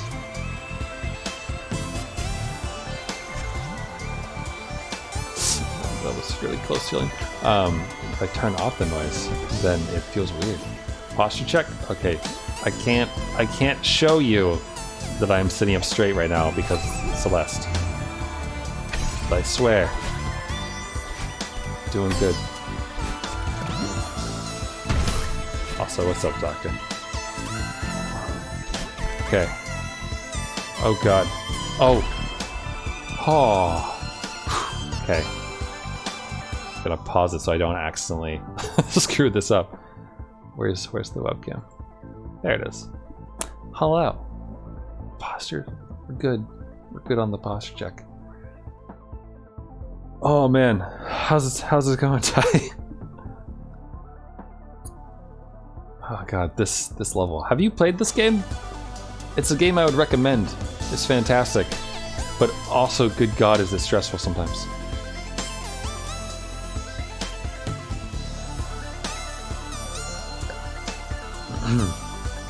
Okay, so what am I doing in this section? We are... Can I even move to my left without dying? Like, I feel like I'm gonna accidentally smack my face off this. I could dash, though. Like in chicken dumpling soup. Sounds good. I had oh shoot, did I lose it? I had this. It's not the most appealing looking dish, but there's broccoli, carrots, potatoes, celery, sausage in a broccoli cream sauce, and some what kind of cheese? Parmesan? There's some kind of garlic parmesan bread or something like that. So yeah, hearty. My a friend I haven't seen in like 6 months or so moved back into town, so had him over for dinner. So I think I can dash to the left and dash down, but I also kind of feel like I can do this. Oh god, of course they're single use. Why wouldn't they be single use? Okay, so besides that section up there, check this out. So we have this entire section here to get through, which isn't as bad as it looks, I guess. Despite it being a very, very long segment. And then after we get here and float up, that's where we end up going to where I just was. And then eventually we have to get back down to this section that I haven't gotten to once yet. And go through this. All in order to get to this fuse box that we will then destroy.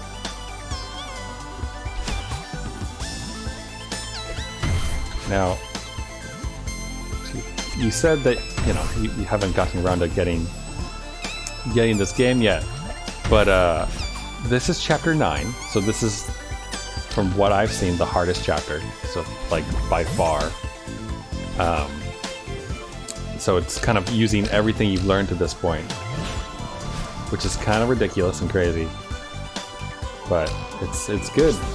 This is a very fun game. It starts off very simple. The mechanics don't really change throughout the game. Like you learn new things that you can do. Oh god, oh no! But it's just a very good game. Like, you know how you've played Dark Souls.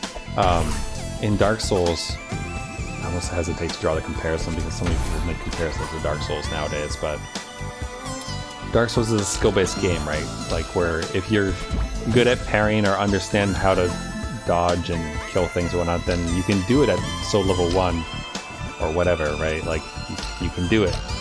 Celeste is very much the same way, where there's a small number of things, small number of tricks that you can do and everything like that, but once you start mastering them, you start getting really good with them.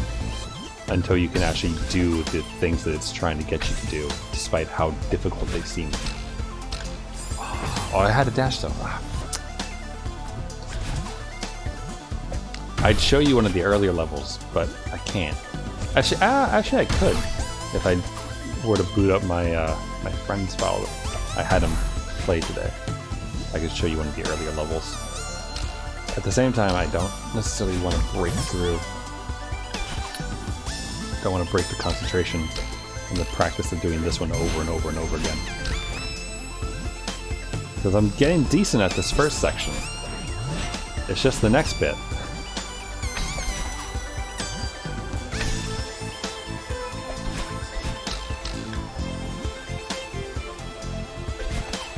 Okay, here we go.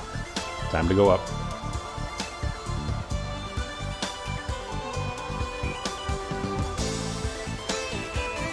The music is really good though. Highly recommend this game just for the music, honestly. It's one of those games where like they sell the OST on Steam, and like if I was in the business of collecting soundtracks more often as opposed to just finding them on YouTube and listening to them, I'd probably get this one. So there's a lot of really good music. Hello, fish. Ishwai! That's too high. Oh, that was so close. If I'd managed to get past that last fish, then we would have basically been back to where I was when you first joined.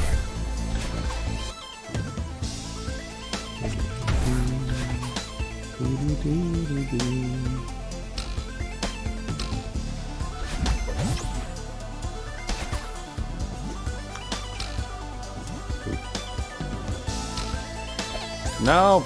Damn it. Can't remember that. We got this. I don't remember how long we've been in this room, but... Oh god. Well, we've been in this room long enough that I feel good that I have, like, the first half, or first third, I guess, mostly down.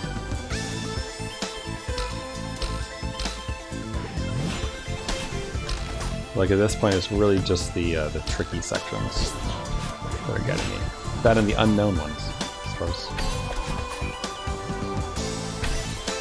Like, this bit's a little on the tricky side. Got it.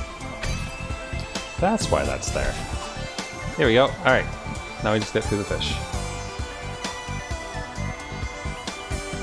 Playing New World. What is New World?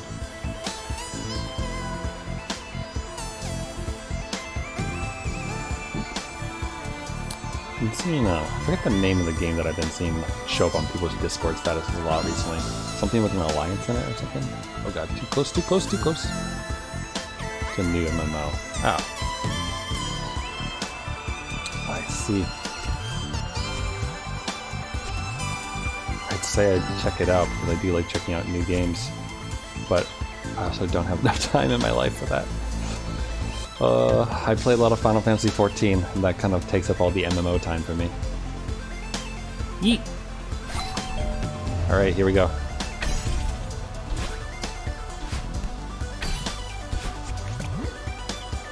Good. Ooh, that was really close! Okay, we're good, we're good, we're good, we're good. Okay. Okay. Okay, what's going on with this? Oh, you're supposed to go over and bounce to it. Okay. And then, memory-wise, bounce to the left there, and then it looked like there was a platform or something. I didn't get a good look. Unfortunate for me. But what's it like in New World? Like, graphic-wise.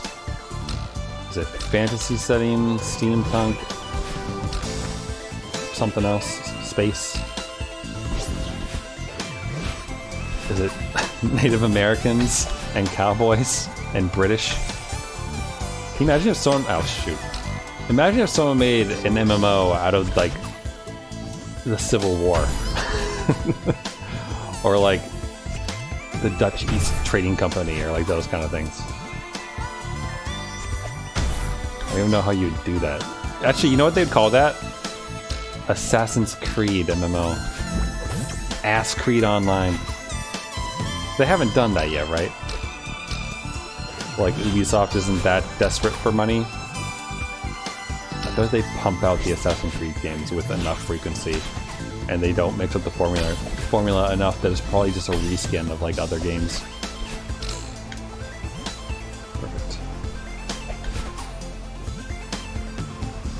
I played the first Assassin's Creed game, like midway through on my friend's Xbox in college. Got like to the point where right after I think you like defended a temple or something. I got through like the first 2 areas, I think. Oh shoot! There's 2 or 3 areas, and then felt like it got really samey, so then I stopped playing. And then like later on in life, I got the one for the Wii U, the one where you play as a Native American. I think, or were you a British guy with Native American friends? You could scalp people. I remember that. So you were probably a Native American? No, I did it again. Why did I do that? But much like the first one, after a certain point, everything felt really, really samey. And so I just stopped playing it. Which I really hate doing, honestly. Not a big fan of, like, not finishing a game.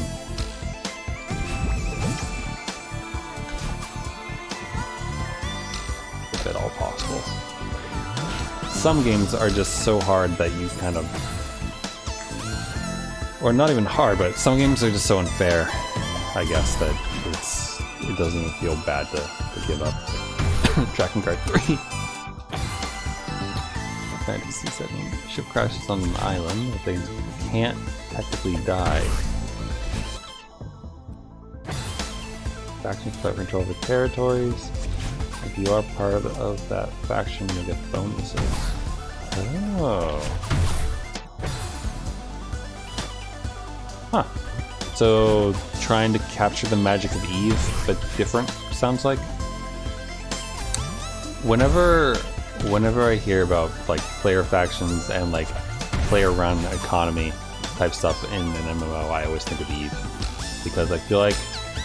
I don't know if they were the first ones to do it, but they were definitely the first ones with, like, a lot of notoriety to it.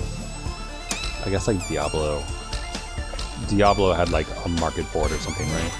That was similar, but still, that's not quite the same as like the full-scale companies and everything that Eve kind of has by design.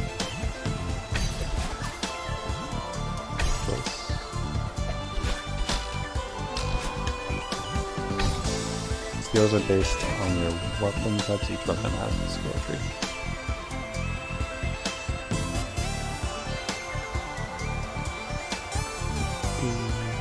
I know Diablo had not the auction house, because that was later, right? But the people used to trade like high-end items for stuff instead of just using money because money was too heavy or whatever.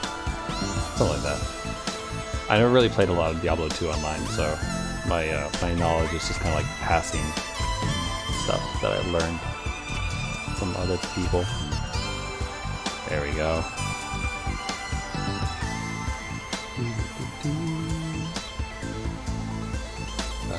Actually, no, that's fine. I was gonna say maybe I should recover my jump, but we don't actually need it, do we? We get this. Okay, do this, hop on pop, get blown, grab this, fall down. You, that's fine. Okay, we're going down. I assume death awaits. Okay. So how does this one work here? Get blown through? Oh, you! Oh! Okay, hold on. Let me go look at that real quick. Because now that I know how we actually get there, I can kind of formulate how we're going to do this. Because I had no idea if we're going to just be falling straight down, then have to dash after the bottom or what, but now we know a little bit more. Okay, so we fall down off a block here. Jump over, dash to get the speed, bounce through that, dash again, grab it, get the fish, dash again. Now here though, I wonder, because we can definitely do the diagonal dash like I just did. I don't know if I didn't get the gem because I wasn't high enough because I did the dash, like the diagonal dash, or if we need to get blown by the fish, fall down just beneath it and then do an up and then float over, or that will put us too high and hit the electricity at the top. I'm not sure. But either way, go through here, get it again, diagonal dash up, get the fish, diagonal dash up, diagonal dash, and then hold, float, get bounced, fly through this, lose our fish right at the edge, probably diagonal, land on top of this thing and then destroy it. And then hopefully that's the end.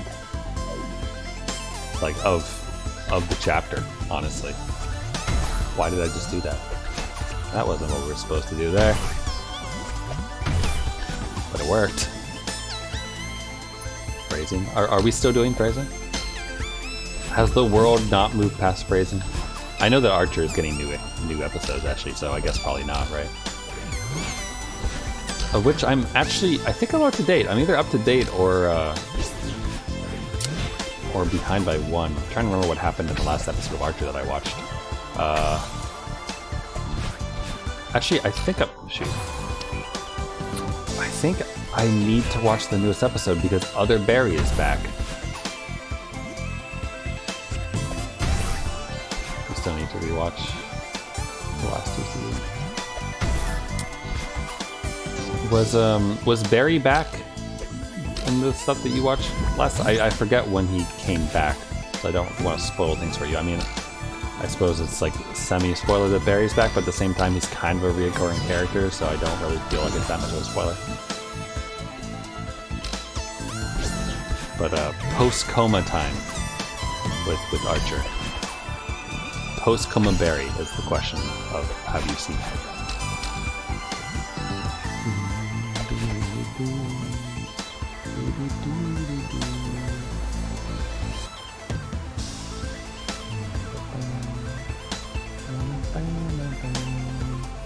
But yeah, I gotta watch that though. Archer's fun. Oh shoot, too low. Kind of overcompensated there.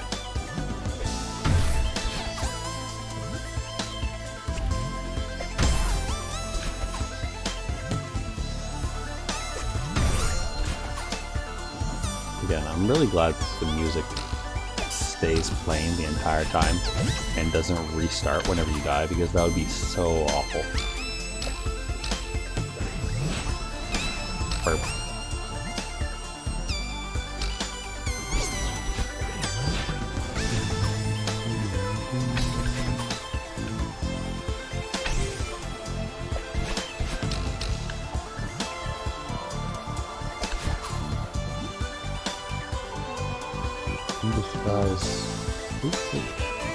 He was in the last episode I watched, but can't remember the last 2 seasons. Oh, that's fair. This is emotion. Nah, I mean, honestly, like, it hasn't aired like consistently, right? Like, if a show has, what is it, 10 seasons or more, then like I don't think anyone can really fault you for not remembering like where you left off or anything like that. Like the Venture Brothers had new season stuff.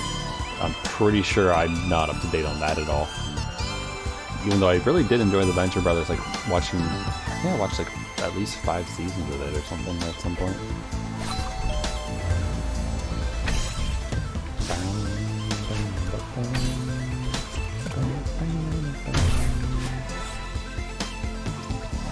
Oh no! Okay. You get to watch one episode so you're behind. Gotcha. Alright, we're here again. Let's go. Okay, get bounced. Go up. Alright, now here's the moment of truth here. Oh! That sucked! What? Was I low? I was holding onto the fish the whole time. Was that the problem? What happened?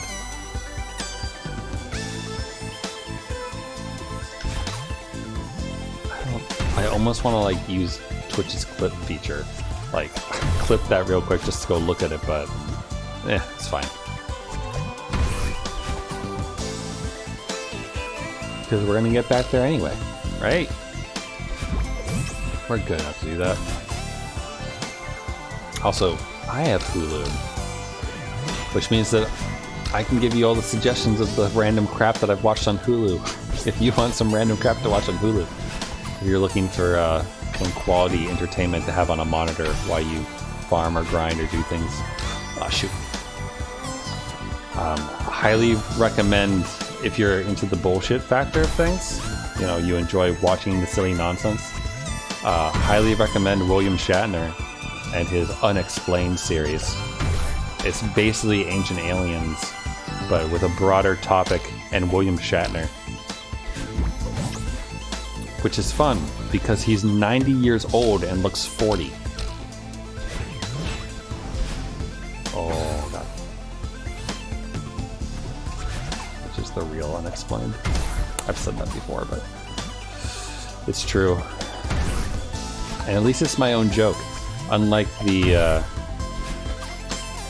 recent news coverage of this space adventure, where like literally every single news anchor seemed to think that they're the most clever person in the world because they said that William Shatner is about to boldly go where no 90-year-old has gone before, making him the oldest man in space. Yeah. It wasn't clever the first time they said it. It also wasn't clever like the 15 other times that any of the other anchors on all the other networks said the exact same thing. Like, at this point it would have been more clever for someone to like not even say anything along those lines and just report the fucking news without anything in there, without any fluff. If we wanted fluff, we'd become porn stars.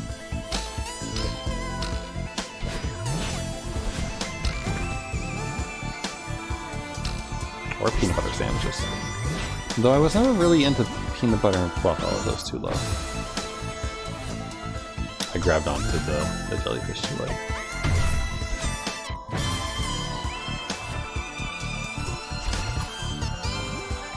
But yeah. The Hulu does have The Sopranos though. And I still need to finish it. I was actually talking to my friend about that earlier today. Because there's a movie, which apparently isn't that good, I've heard. But they did make a Sopranos prequel movie, of all things. Which is an interesting thing to do. But apparently, like, it was very much similar to like people doing an impression of the other actors, so it just kind of was weird, I guess. Besides a few people who, I guess, kind of hold their own, but I was specifically hearing that apparently Silvio is the actor that does Silvio does a poor job of him, which I could see because Silvio is a character, to say the least, in The Sopranos, and like definitely fits that kind of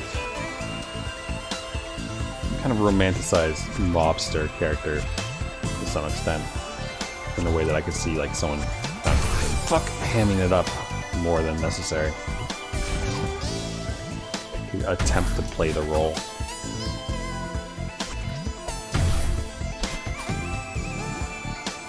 But I haven't seen it myself, so you know, I'll withhold any judgment.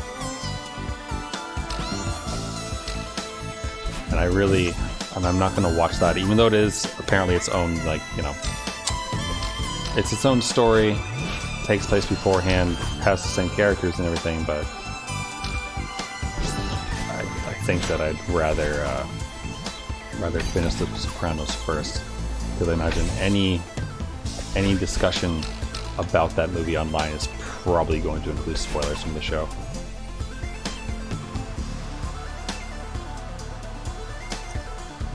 That said, just remembered again, I mentioned it earlier, but I'll mention it again because it's relevant. If you're looking for like a documentary, if you're as into documentaries as I am, I guess, Hulu has a Robin Williams documentary that's really good. Because who doesn't like Robin Williams? Okay, that's not true. I think my mom doesn't like his stand-up, which I completely understand, because Robin Williams' stand-up can be a little raunchy sometimes.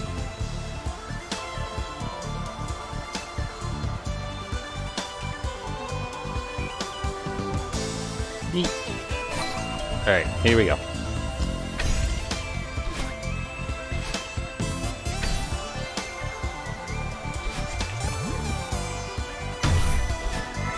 Okay. Here we go.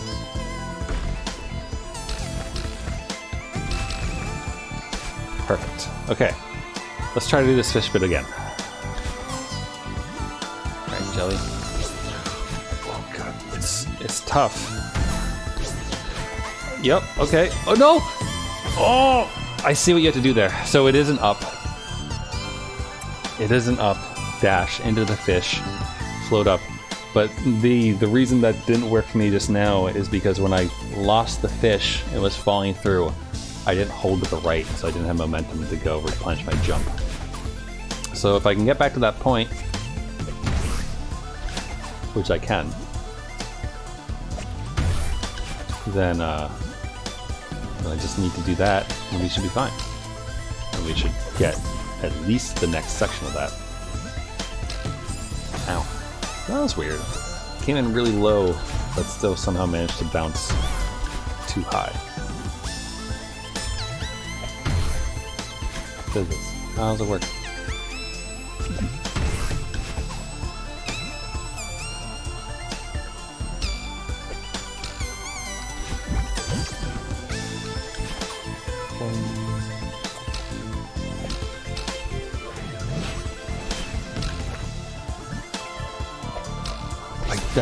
Why did I do that?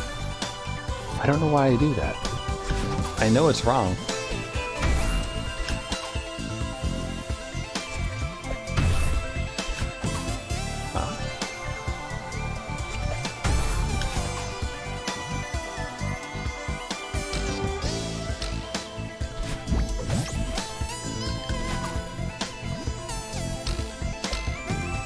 Oh, I wasn't quite over as far as I thought I was.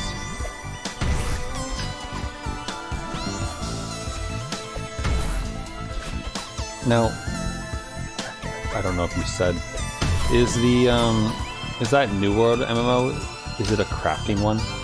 Because from the premise of being of a crashed ship, oh shoot, why did I just do that? Of a crashed ship and everything, it makes you almost wonder if it's like a survival crafting thing, which, come to think of it, have people done a survival crafter MMO? I guess, what's that zombie? 7 Days to Die? It's kind of like, or is DayZ, but those aren't really MMOs.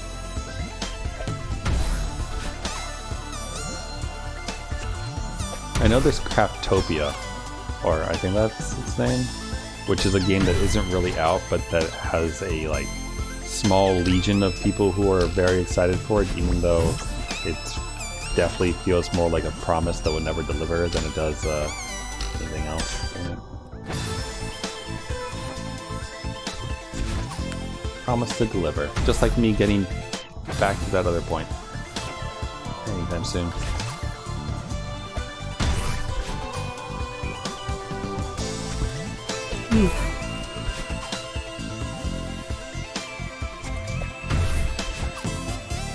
We can do this. I know that if I can get back to that one point, I should be able to get to the next section.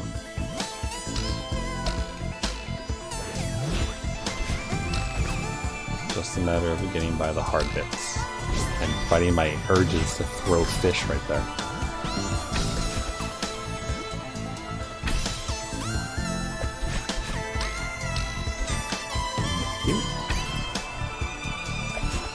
Alright, here we go. Just gotta get through the fish.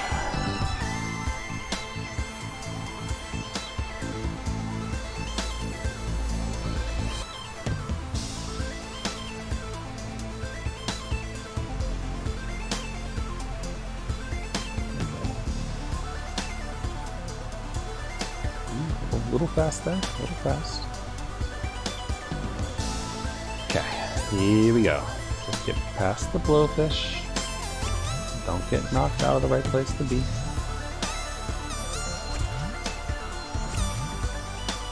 And we're good, okay. So have some confidence here. Yeet.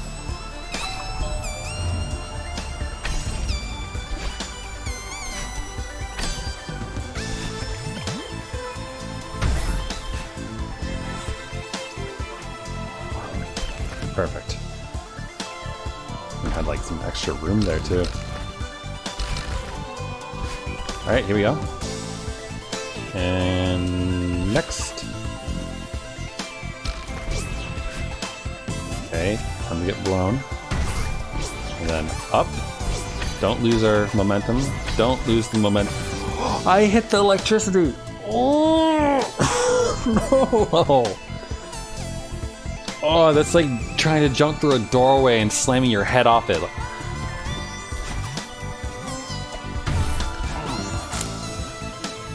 It's like that one video of those college kids, and one of them is trying to work on the computer. Oh no, I think it comes even before that. There's two college kids in the dorm, and they have scissors. Oh wait, no, one is working on the computer. Shit. We're gonna lose the fish. Ah, damn. One's working on the computer and like one's filming, and then the other guy walks in and goes wow wow wow wow wow wow and throws the scissors and it embeds itself into the dude's arm. It's like that. Remember that video? The golden age of, and like he shows the camera and the scissors just like sticking up perpendicular, damn it, straight out of his arm. I wonder, I bet you if I searched on YouTube, like, dude gets scissor in arm, it would probably find it. Hopefully it would only find the one video and no one like recreated it.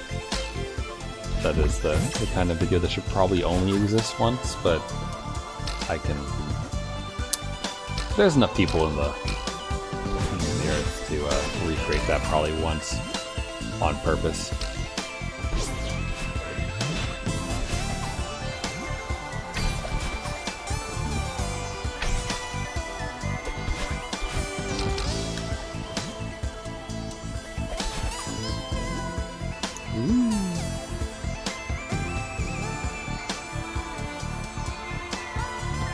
I can't believe how long this room is, honestly.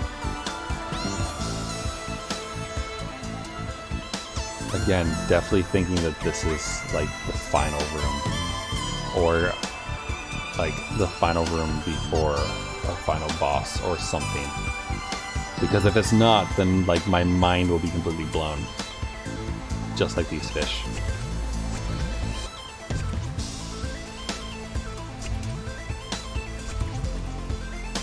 Alright, easy enough.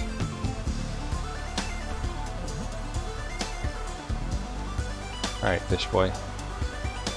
Yeet.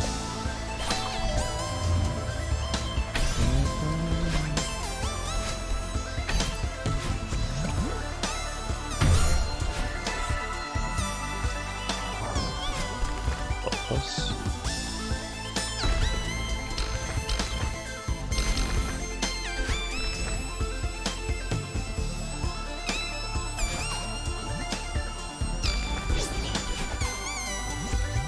Here we go. Ooh, too high. Oh, too high.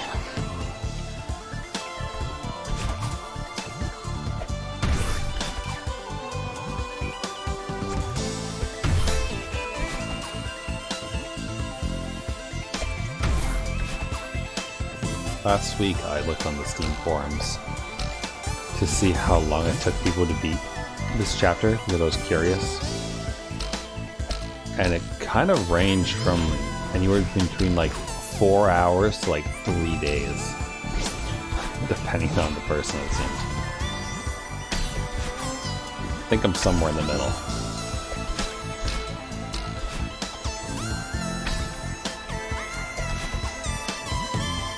Because I think this is our third stream involving Chapter 9. Or the second half of Chapter 9, I guess I should say. because we had to do the first bit before the gateway that we had to unlock with the B-sides.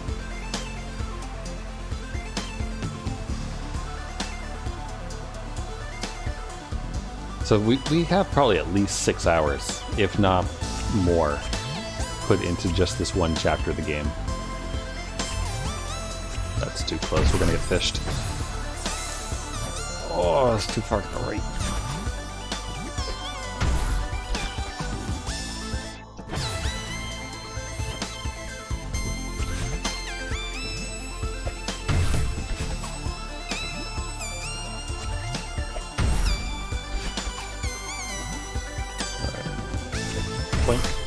Oh, Ty, if you're still there using me as background noise. Did you watch the Nintendo, that's not really direct, the Nintendo presentation today for Smash?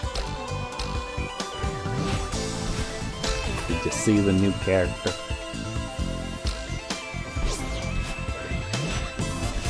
Did the saline content of your blood rise, or did it stay the same?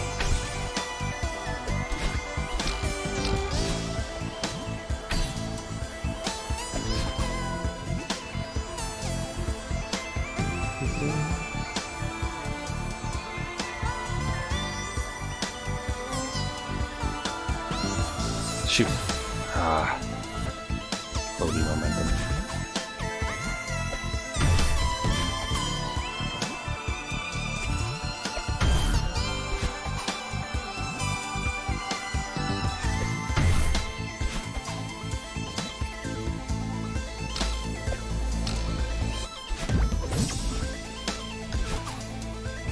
I'm sure you could probably do that segment faster, but I do find that the double bounce works well to just time yourself, so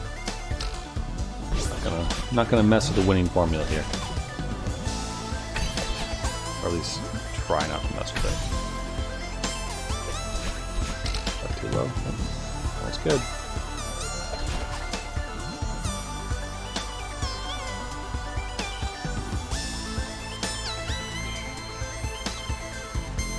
This is definitely a game that, like, ooh, jeez, momentum.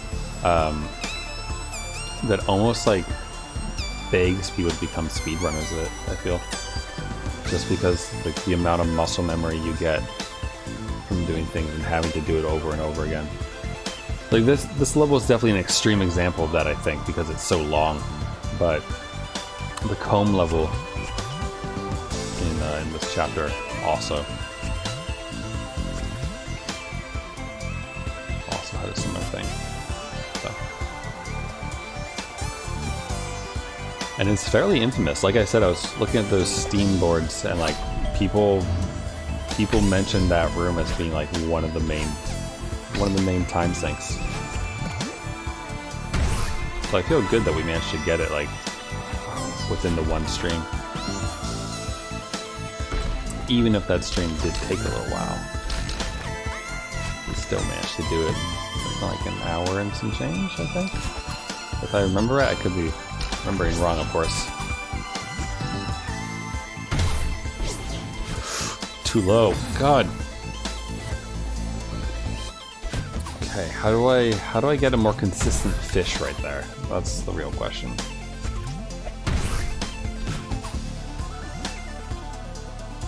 Eat.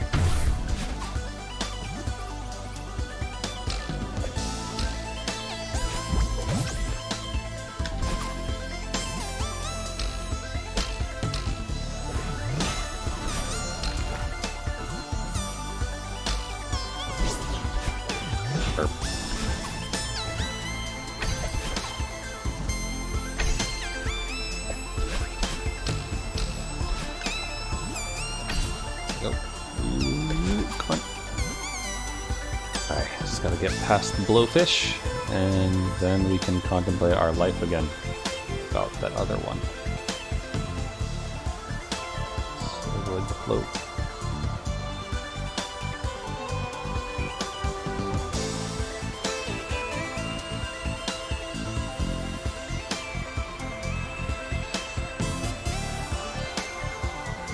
Okay, hard part.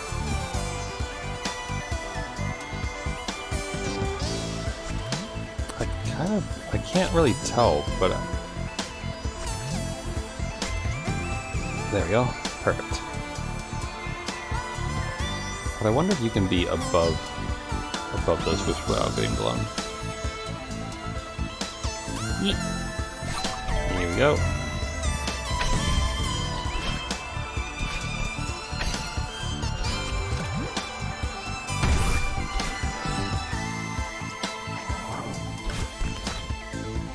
Okay, almost there. Okay, that's fine. We're covered. Alright, hard part. Let's see if we can do this. So we got this, right? Got that. And then this part right here. Oh! Oh!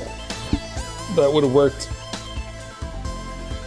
I hesitated and pushed left on the control stick by accident instead of just sticking to the right. If I had stuck to the right, we would have made it across.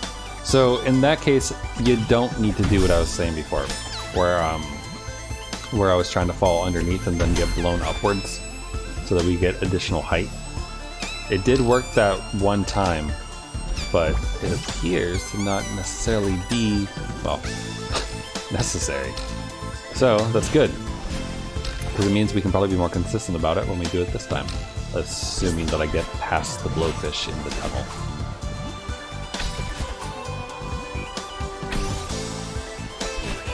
Because if there's one thing Maddie doesn't need in life, it's getting blown in a tunnel. Or blown into the fan. Or the electricity at the top of the level, rather.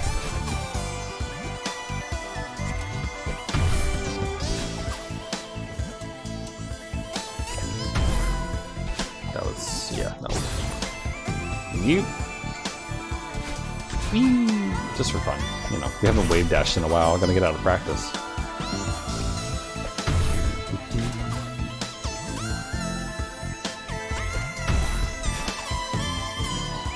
Curious, like, I know what my issues are, like, where I lack in my Celeste skills, right? Like, the free-falling, what else? I guess handling blowfish sometimes. But definitely, like, the free-falling type stuff is not my forte, per se.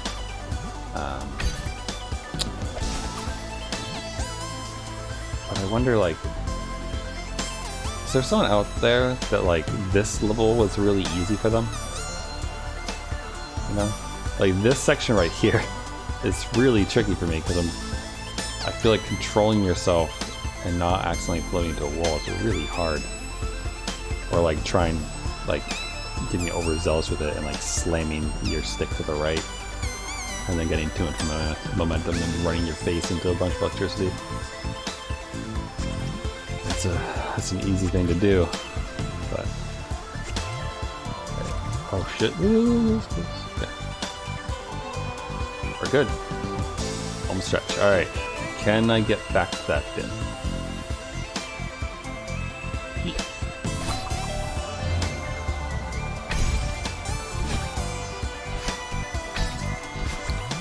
I'm thankful that at least this section is really simple.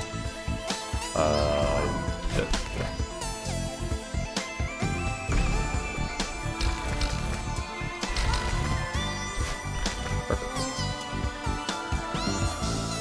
Okay, let's try to do this with all diagonals.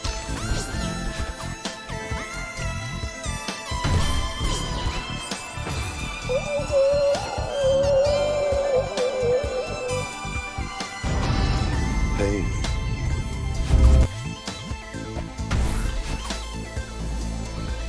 It just sucks getting that far and then dying on that. Like, in that case, probably, oops, shoot.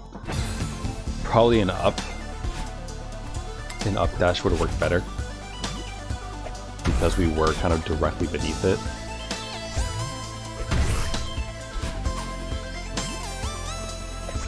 I mean, like that one right there, like it didn't necessarily look like I was gonna be able to grab it, but you can. So like Madeline's reach is pretty, it's more than I give her credit for, I think.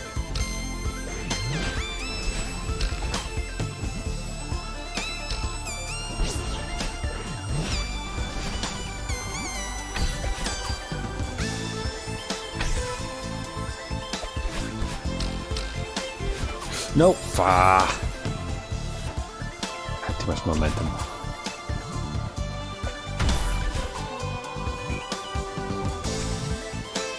Okay, let's see if we can manage this. Nope.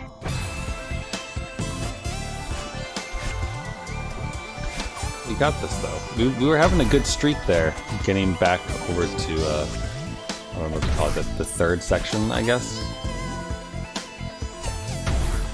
Call this the first section. Then when we go rise up into the air, that's the second, and then once we fall back down to the part where we keep dying, that's the third.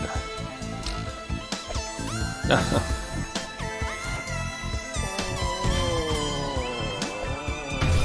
okay. We'll do this. We're getting too good at this first section to not like actually manage to do this tonight, I think. And that's the kind of confidence we need to be able to do this in the first place, right? Shoot. Ah. Granted, overconfidence might not be the best look when you fall over in the face, so.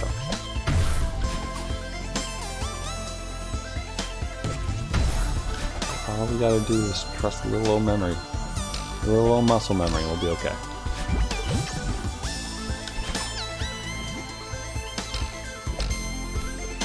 Here, we can save this. Yeah.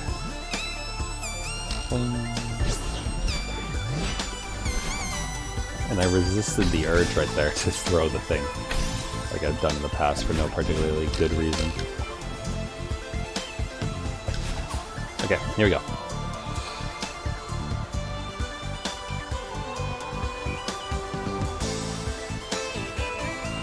I'm also really happy that like you don't have to deal with your stamina here.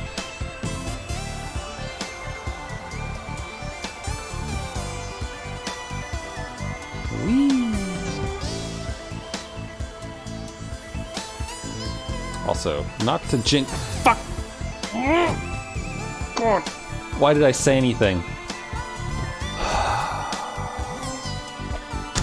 What I was about to say was not to jinx anything, but we have yet to get hit by those stars at all.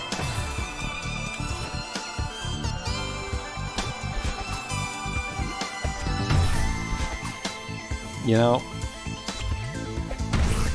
if there's a god in this world, that's gotta be their sense of humor. You know?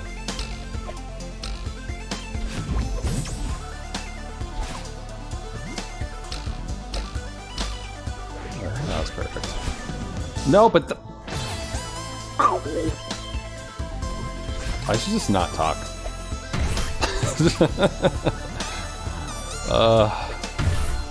Hear that? Or I need to not talk about the game, because it seems like every time I talk about the game that isn't just like a planning phase type deal and more of a commentary on if I'm doing well or not, it just seems to cause problems for me.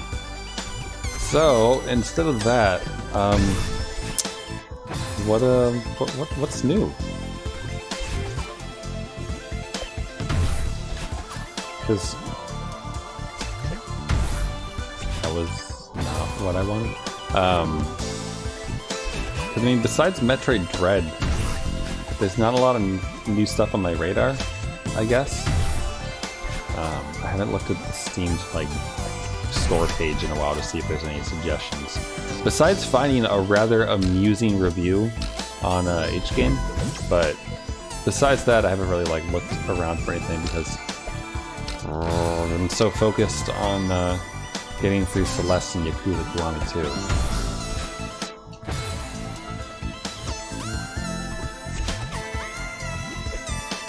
That said, I did get some new games a couple weeks ago from the Humble Monthly, which I'm happy to be grandfathered into, but at the same time, I'm vaguely remembering, didn't people say that the Humble Bundle was like kind of being shits about where they were sending the money and like how much percentage-wise was going to the actual companies or to the profits? Sorry, to the profits, to like non-profits and other people who are supposed to be, damn it, to being benefited by them.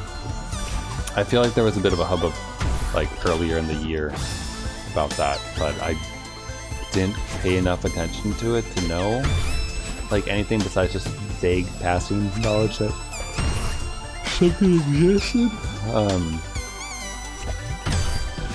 But I'm pretty sure they lose money on me, honestly, because of the grandfathered plan and getting, you know, basically whatever games from like the entire month,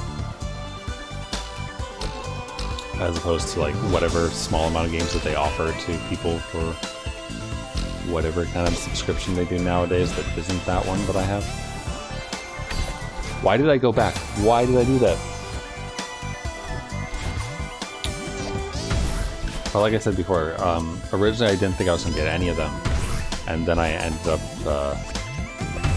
grabbing the key for like 4 or so of them, including Framed, which, as weird as it sounds, the entire reason why I decided to pull the trigger on redeeming that Steam key. Ooh, wow, oh god. I was legitimately surprised that I got over that first hump. Was because it said that the music is all jazz music made for the game. And it's been a while since I went and hunted like specifically for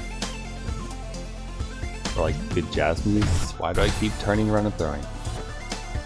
But I do like it. As Patrick Starr would say, you know, acquire the taste for freeform jazz.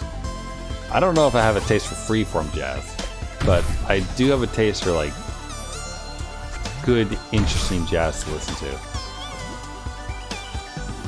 Gary comes to mind. Gyari. They have some really good stuff. Vocaloid remixes for any audio. Sorry, for any singing portion in it.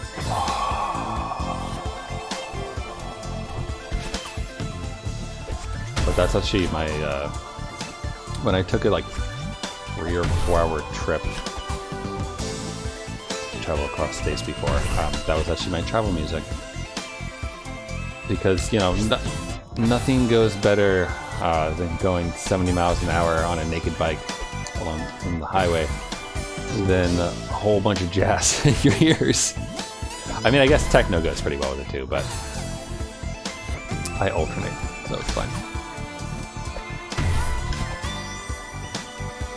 Though actually I feel like I discovered a new techno artist recently. -8 is one who I hadn't heard before, but I got turned on to by a MMV that I saw from Rotzi, dang it. There's no way I can recover from this, right? Yeah, no. How was I doing so well like 15 minutes ago and now I can't get past the first section again?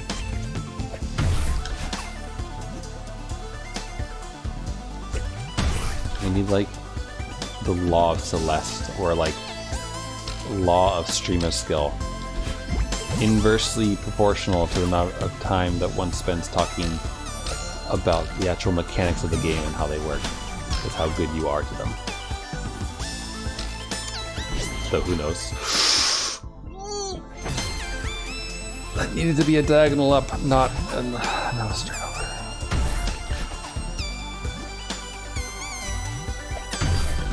But we got this.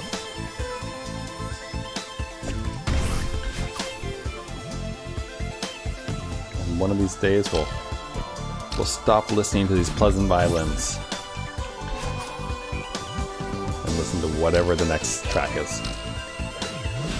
There we go. That feels good. Probably shouldn't mention that or else I'm gonna screw up this jump.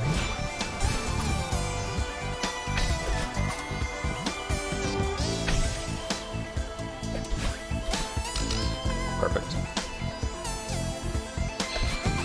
Okay, back to this part. It's almost like confetti is flying off of the balloon bit.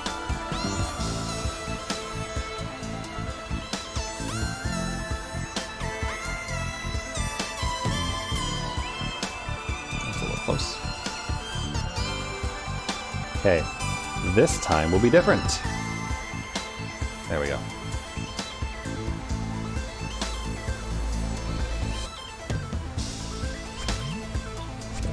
So just float past the blowfish. Don't get touched by them. Okay, here we go. We're in good hands. This part's the easy part. Also, again, streamer law, probably shouldn't say that. But it's true though, like this part is really easy.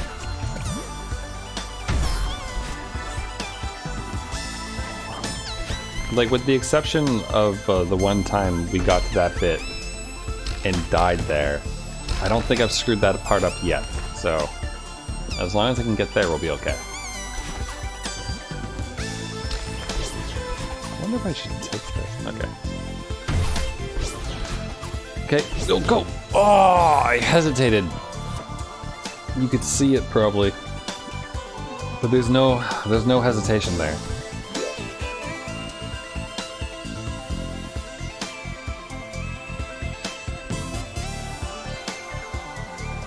Got 21 seconds of scrolling.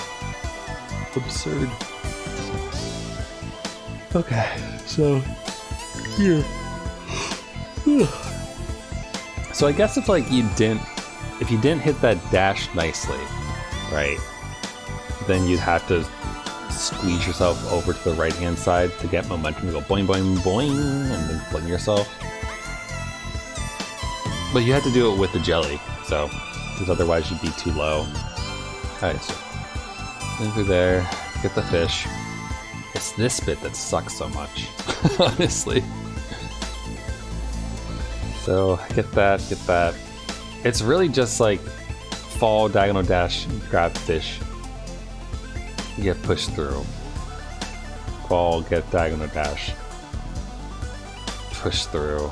In this case, once we get it, we have to get past that hump of electricity and then float over to smack our butt off the spring to launch over there. And then pray that we manage to have enough height to actually land onto the fuse box so that we can finally complete this thing. But we are so close to it though.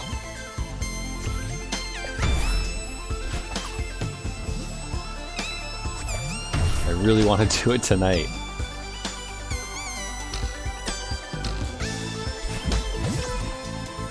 Getting tired of putting chapter 9 into the stream title. Oh god, no, why did I do that?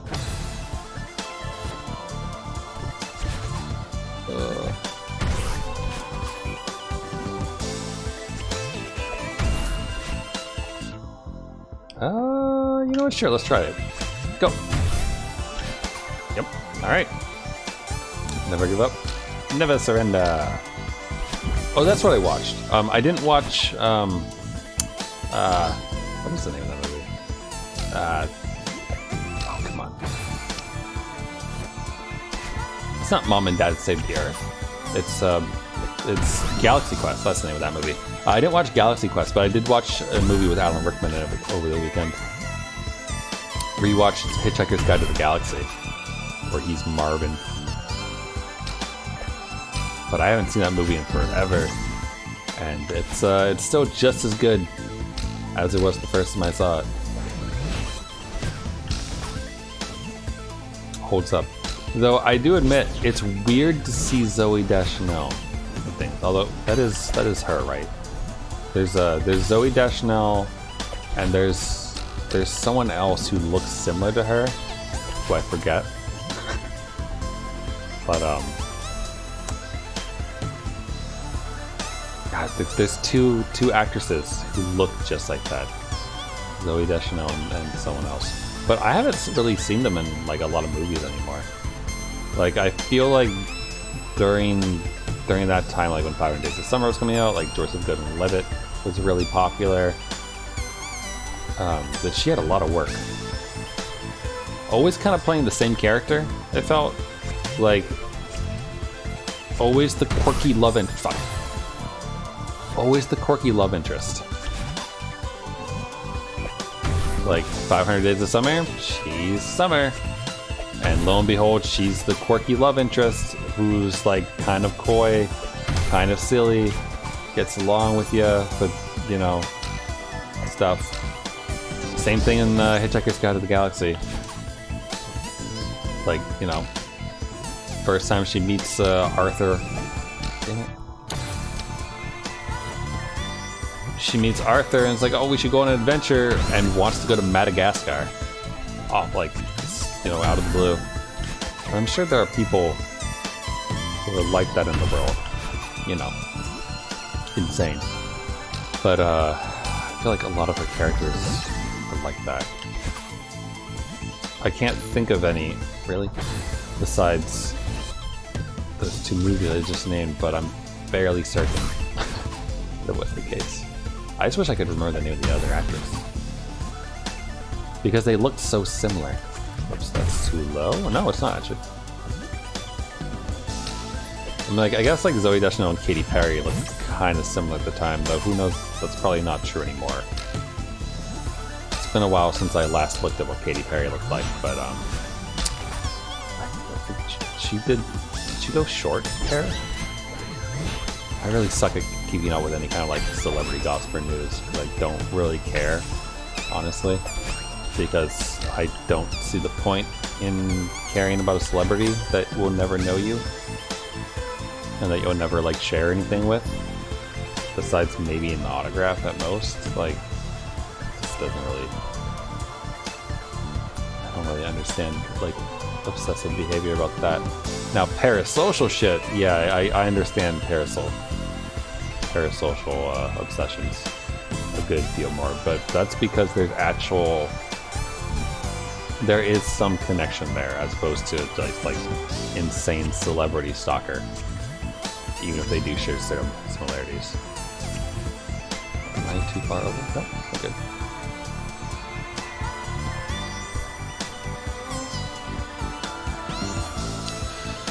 Okay, here we go. So, let the following begin.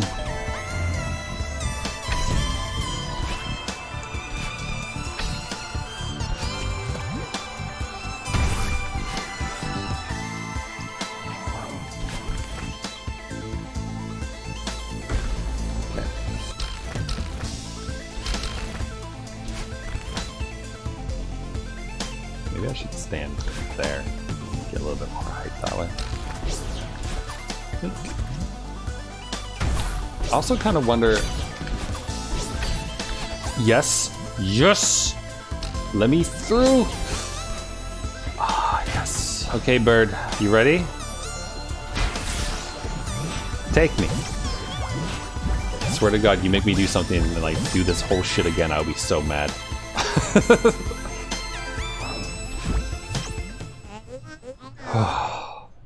Say goodbye to her for me.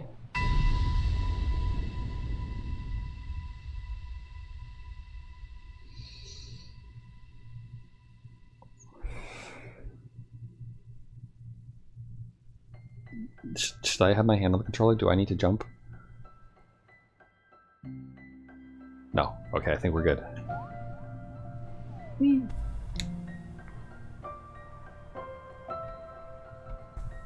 Oh, Granny is here! Granny! Hey there, kiddo! It's so great to see you. I didn't know what to do without you. But you aren't real. This is just a dream. So what? That didn't stop you from coming all this way. You finally found me, and now you care that it's just a dream? Quit making excuses and say what you need to say. She's becoming Irish again. Why does this happen to me? I'm sorry that I didn't come to your funeral. I couldn't do it. I just shut down. That sounds familiar. Hey, what do I care who showed up to that thing? I'm dead! Funerals are for all you suckers stuck living without me. Thank you for looking out for me on the mountain. You helped me so much, and I really miss you. Oh, but we didn't get to say goodbye for battling. What am I supposed to do now? Just keep going? Like nothing happened? Like you aren't gone forever?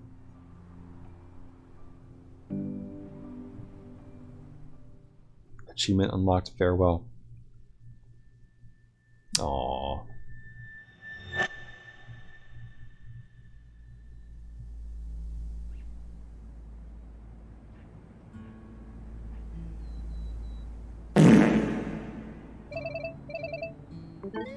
Oh, we're Skyping with Tio.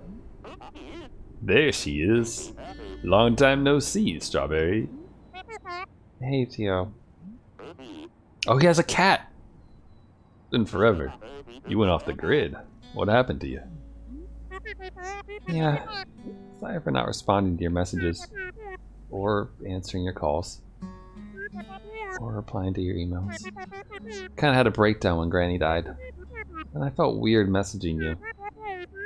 Thought maybe you were mad at me for disappearing. Snowballed from there. Yeah, I know you. I figured the funeral might have triggered your anxiety. No big deal. Next time, at least just let me know you're still alive. You feeling any better?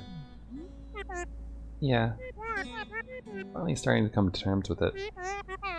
When I first met Granny, I thought she was crazy. Then I got to know her. I thought she was mean. But she knew what I needed to hear. She really helped me. I miss her a lot. Yeah, me too. I honestly thought she'd live forever. Oh, that reminds me. I had to show you something. Hmm? Remember how I told you my grandpa went to Celeste Mountain when he was younger? Well, I was going through some of his old stuff with Alex. Check out this photo I found.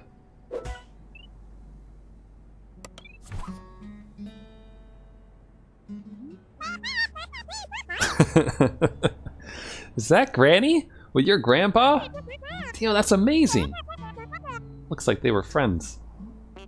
Just like us. It really sucks that they're gone. But it's nice to know that we shared the mountain with them. Yeah, that is nice.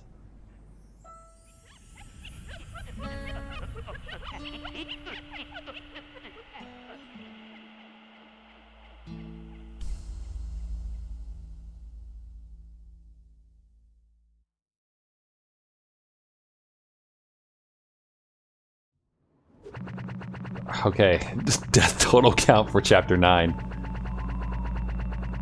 Oh god. 4,634 deaths to get through chapter 9. Wow. That's about average, right? Actually, there were people, I'm gonna go look at it real quick. There were people talking about like what amount of deaths they had for chapter 9.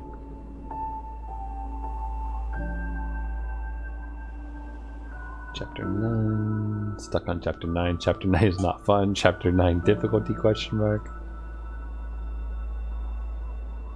I'm trying to find it. One of the forum posts that I was reading through. Oh, there's one. 16 hours and 6,500 deaths, says one person. So I did better than them. I'm not trying to like win here. I just want to get a comparison to other people. About 4.5k deaths, 11 hours. I'm struggling to finish the final screen. Died 6,666 times on chapter 9.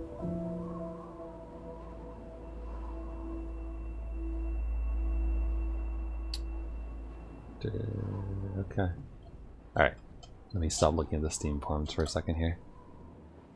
Oh.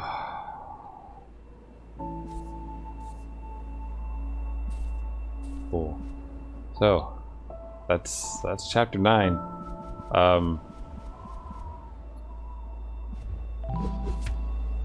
We've unlocked Seasides, by the way.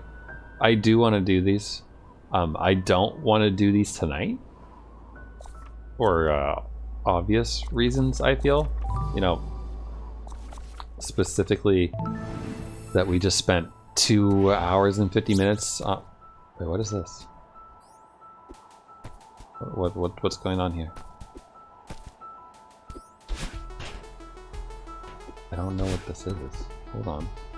I was just gonna do this to like take a break and go do some easy puzzle for once, but there's a weird thing following me.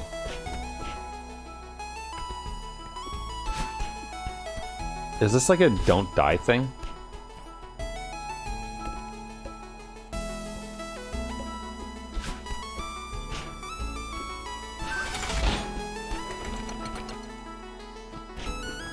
I wouldn't be surprised if that's what this is.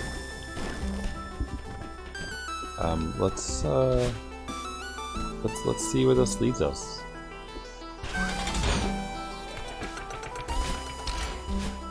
I mean, honestly, I kind of feel like I can probably do the first chapter without any deaths, honestly.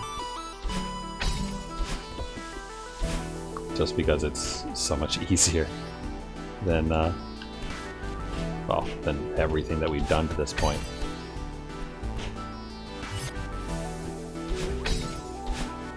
Especially when we can use the new tech on it. This one might pose a slight problem for us, but fine, actually. I think actually an easy way to do this would be this, right?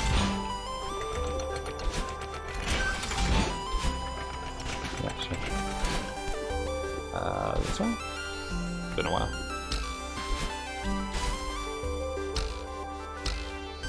Trying to remember. Right, we're just gonna bounce through.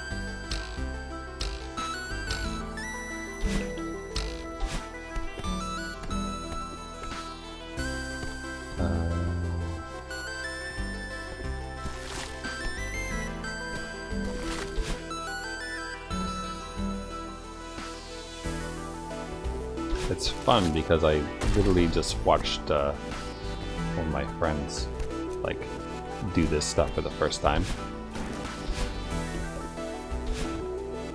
So it's kind of fun. Right. Main issue will be cool. Did I beat chapter 9? Yes, I did. I beat it like 5 minutes ago, and then I want to relax by by going and just replaying the first chapter, and then all of a sudden this weird gold thing is here. So I'm making the assumption that it's probably going to go away if I die. So I'm trying not to die, and I'm just gonna, you know, just complete the level. That's my plan anyway.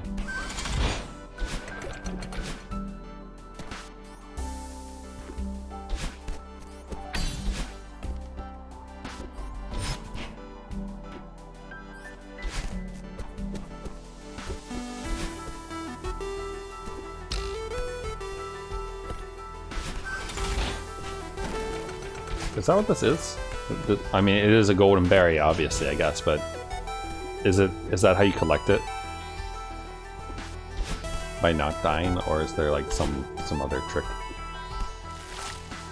Yes. Okay. Good to know. That sounds like a massive pain in the ass in some places.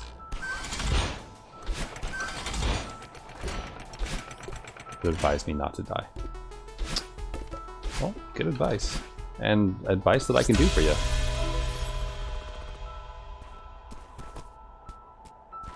Though I will say that was a less relaxing than I'd hoped it to be because of that berry. I was originally just gonna like wave dash around and explore the world using the tech that we learned in chapter 9. But alright, golden berry acquired, I guess.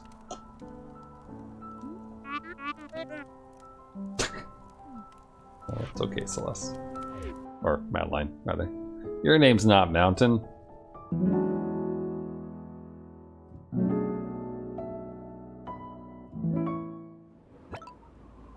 21 out of 20.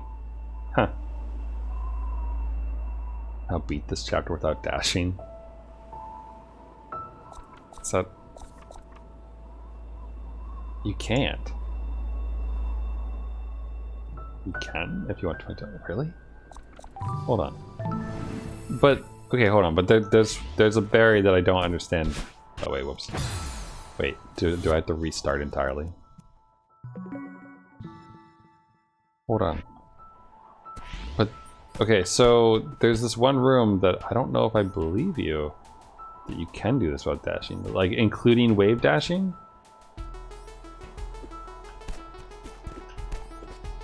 Because the part where you get stamina, also this part, You cannot press the dash button.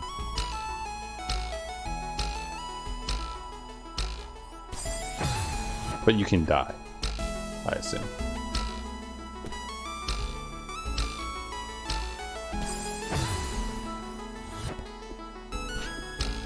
So I mean, can you actually make that jump without a dash?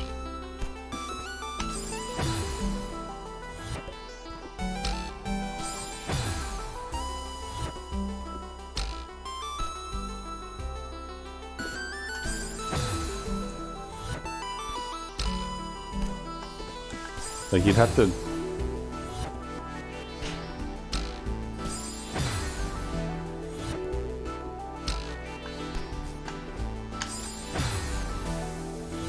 Like I want to hold up almost.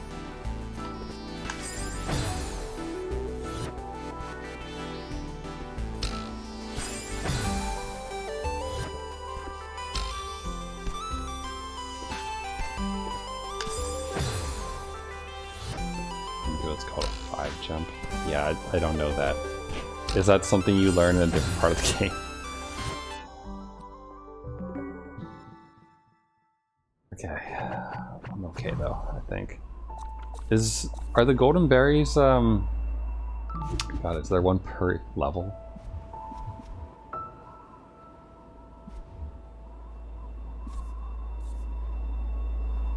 It's kind of crazy. What's the thing I'm looking for here? Not that. I want the book. How do I get? Oh, left trigger.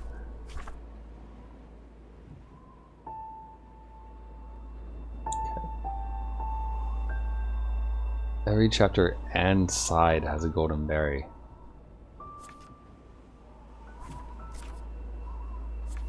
How? I can't imagine getting the golden berry on on places like the core or like, God, like the later levels. That just sounds so hard to do, especially with like the ones where you have a lot of bouncing in between timed floaty spinny things and everything. This seems like pure craziness. Dope mods. I had the Celeste net mod, but that's about it. I haven't done any unmodded. I haven't done any modded maps because I have been wanting to do, you know, the whole base game first. So, which I have the seasides left for, basically. I don't really want to start a seaside tonight, though. We've been going for 3 hours already, and so many good ones. No, I believe you. I believe that there's probably tons of really good, like, community maps and those kind of things. But I just want to get through the base first, you know. So that means the seasides are next. What's today? Tuesday? So tomorrow I'm going to do more Yakuza Kiwami 2. We're on chapter 10. So hopefully getting a little bit further with that. Then Thursday we'll do the first seaside, will be the plan. Hopefully, I mean, from what I've heard, we could take a... I like almost don't want to take a like quick peek at it because I feel like it's going to suck me in a little bit. We'd look at the first room. I've heard that seasides are ridiculously difficult, I guess, or more difficult than B-sides. Oh, good spikes. I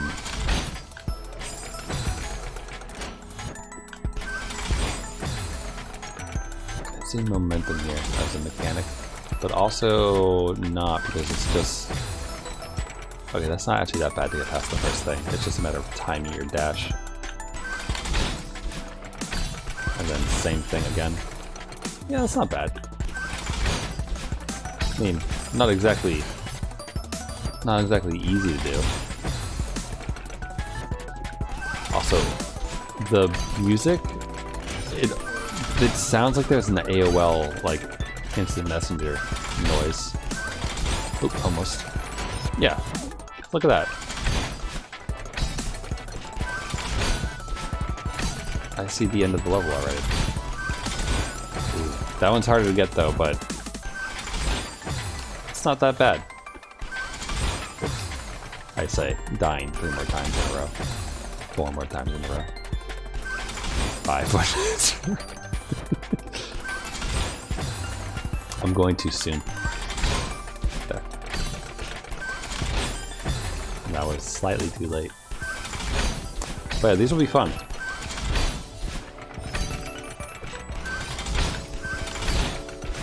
There. Ta-da! Look at that, first room done. So Thursday we'll keep doing these. This looks like a lot of teching. Because I assume those will fall. So probably wave dash, fall underneath, tech off the wall, tech off the wall, tech off the wall, wave dash onto that platform to get the necessary height and contain your jump. Wall tech up through the spikes. Or do you need to? Maybe you don't. Maybe just a plain up dash. But either way, fall back down. Fall back down. Probably ride the spike up, and then let it lower you down so you don't have momentum to hit your face off the ceiling. So you can wall jump over into that, and then get yeeted over there without getting yeeted too far. Although there's no spikes in the wall, so whatever. But then get onto the left side, throw yourself up, and then congratulations, you're through. So like, yeah, it doesn't seem that bad. Then again, it is the first seaside, right? So I imagine that they'll get nice and crazy. But yeah, we'll do that Thursday, and then Friday. I don't know about Friday yet, because like I said, I want to play Metroid Dread when it comes out, but I don't want to have 3 games in rotation. So one of the other games had to be put aside, and Metroidvanias really benefit from being played multiple times a week. But I also don't necessarily want to wait until I'm done with Yakuza. I'll think about it. I'll figure it out. But anyway, thanks for hanging out, everyone, and thanks for coming by.